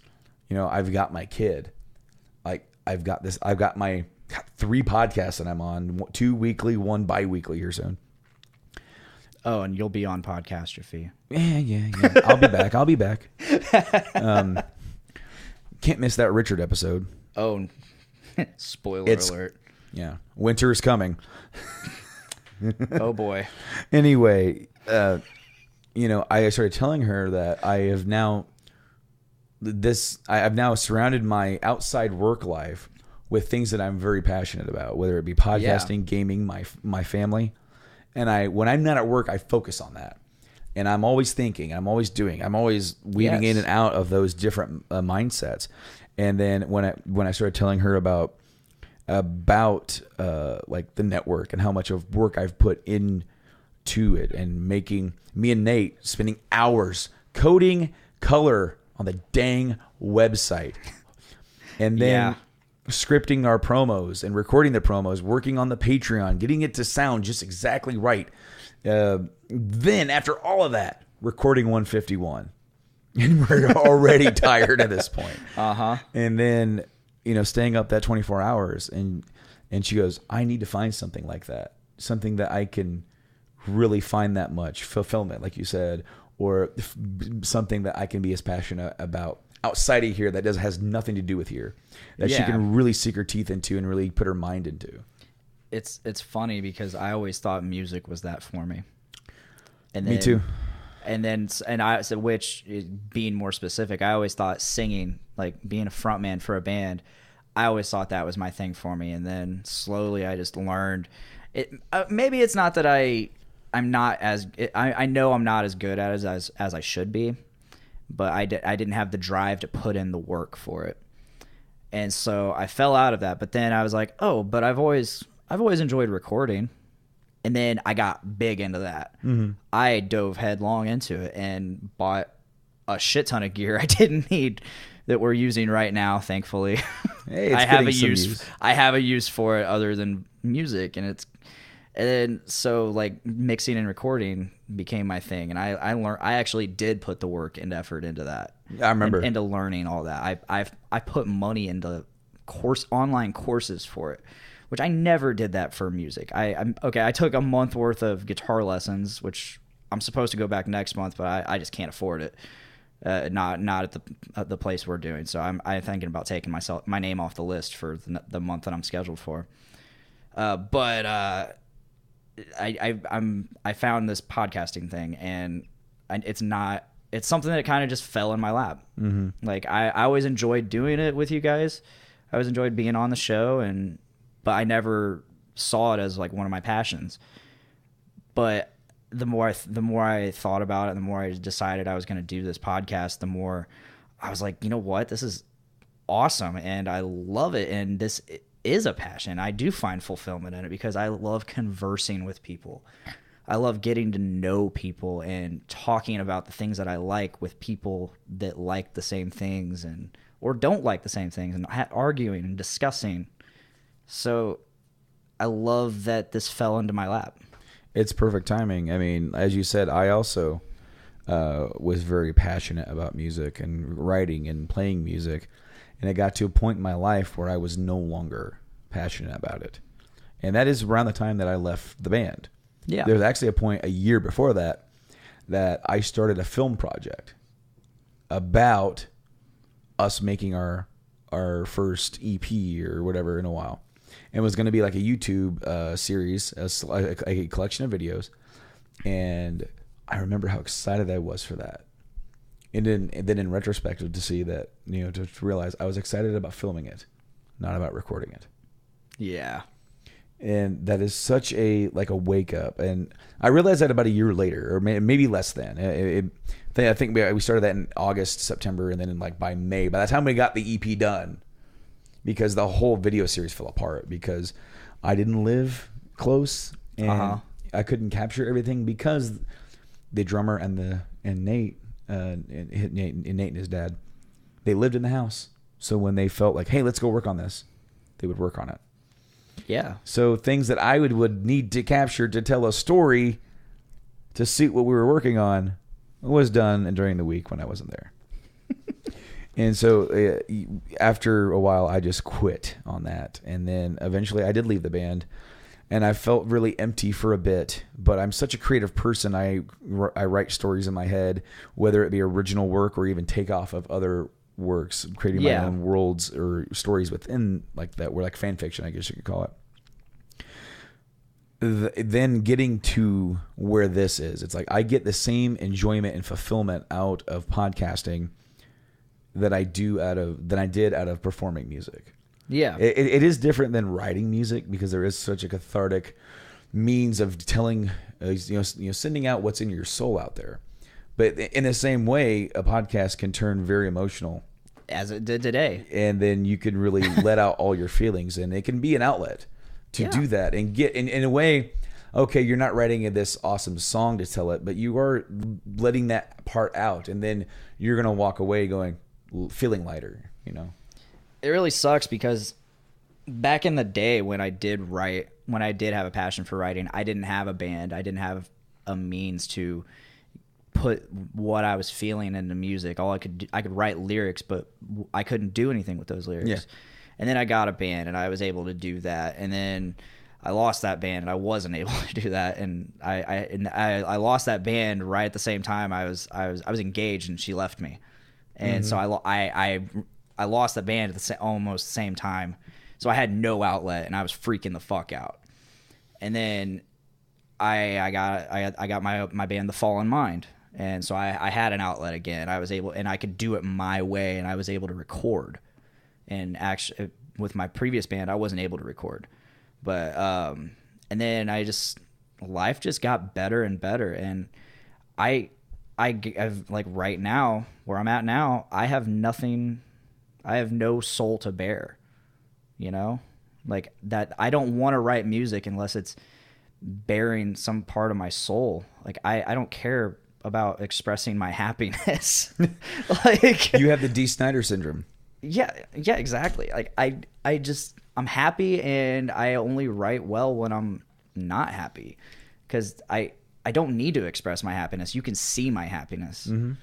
A lot of people tend to hide their sadness, and the only way to get that out is through art of some form for them. Or expression of some sort. Yeah. Yeah, dude. No, you had the D. Snyder syndrome when he wrote like "We're Not Going to Take It," "I Want to Rock," and all these like angry rock anthems back in the day. He got it out, and then they made a buttload of money, and he's living in a mansion. He has a yacht, and then they write a few albums or whatever, and it just doesn't match that success.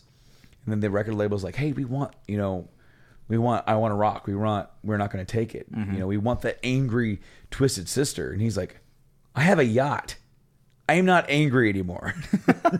He goes, "I was angry because I was a struggling musician, and I felt like we were better than what we were, being portrayed as, and like we were ready to take what we felt was ours, and we took it, and now we have it." Was this pre or post his standing up to Washington D.C.?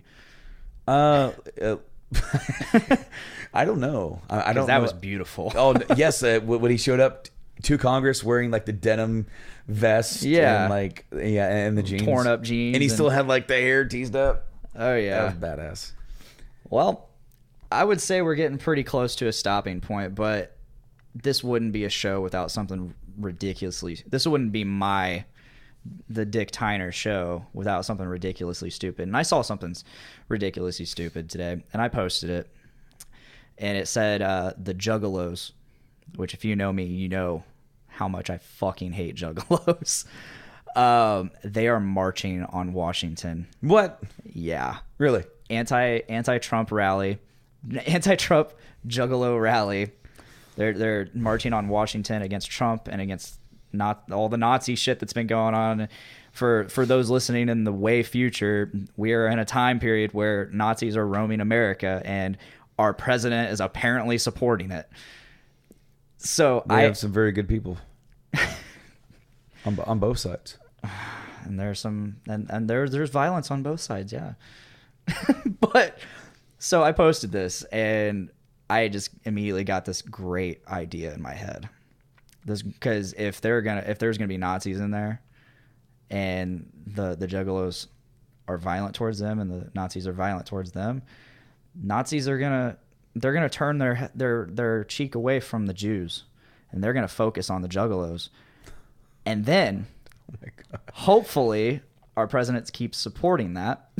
Wow! And then we get rid of the Juggalos systematically, like I've always wanted. But it gets better, because then right now everybody's like, oh, they're not real Nazis. They're just believing the same shit. They're not gonna do anything. Then they get reminded, holy shit, Nazis are about genocide. Yeah. So then we get rid of the Nazis. It's game over. Yeah, well, it's a great plan, I think. Maybe they would just destroy each other. Okay, that is like the 100% best case scenario.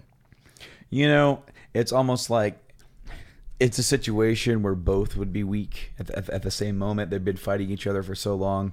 They're weak in the knees, and then the glass shatter hits, and Stone Cold Steve Austin storms down to the mall in Washington, D.C., and it just starts dropping stunners. Holy wow. I don't know. Dude, I don't know where, somebody's holding up a boombox for the glass shatters. just that way he could have his cue.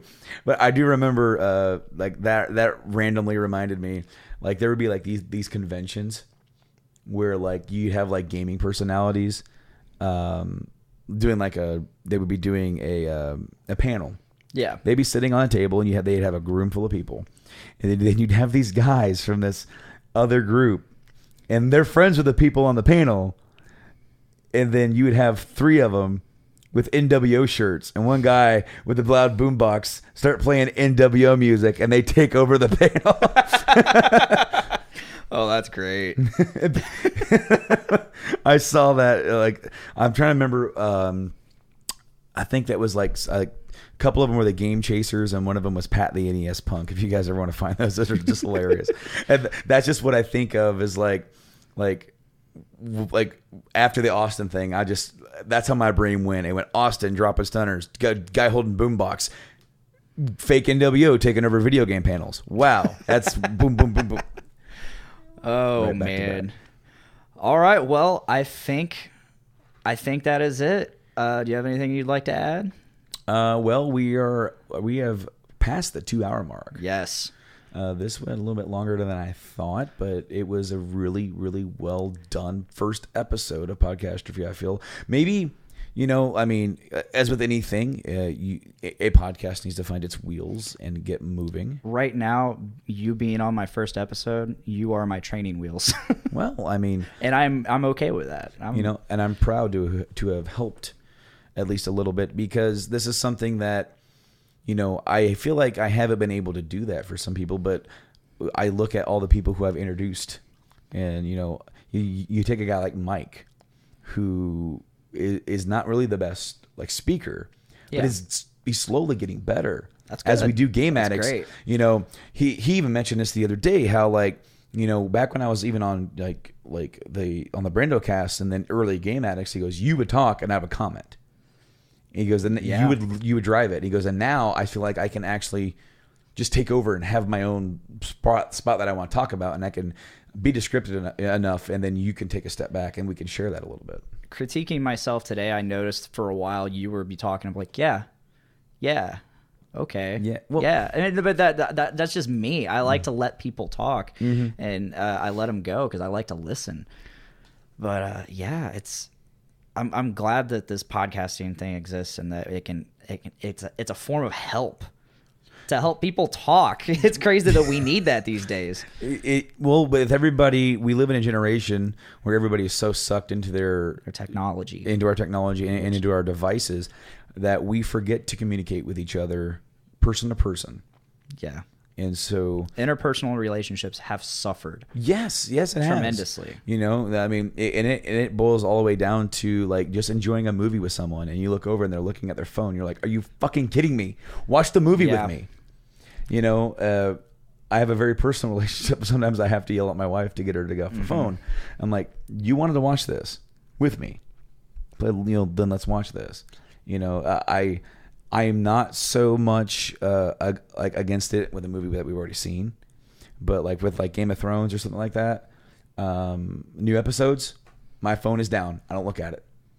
I have this ability to put this down and not look at it for a couple of hours. Here we go again, continuing the conversation when we said we were going to be done, but a really cool documentary about this. It's on Rooster Teeth. Is it? It's Rooster Teeth doc called I think it's called Connected, and basically they took two of their bigger people in the company, Barbara and Blaine, and they reverted their technology use back to the year that they were born, so 89 and 90, and they could only use technology from that year.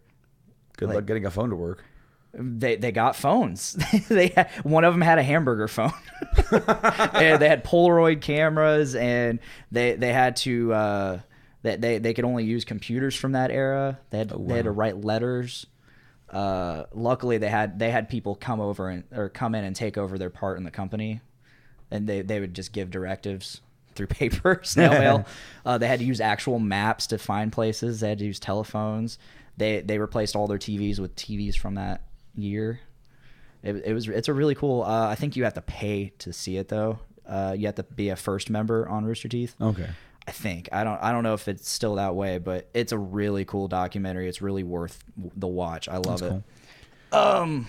Well, I guess I'm cutting us off. Boom. I'm cutting us off. So, thank you everybody for listening to this first episode, and I really look forward to doing more and to having more people on here and showing people all the people in my life and introducing you guys to new people and introducing you guys to my thoughts and what I feel.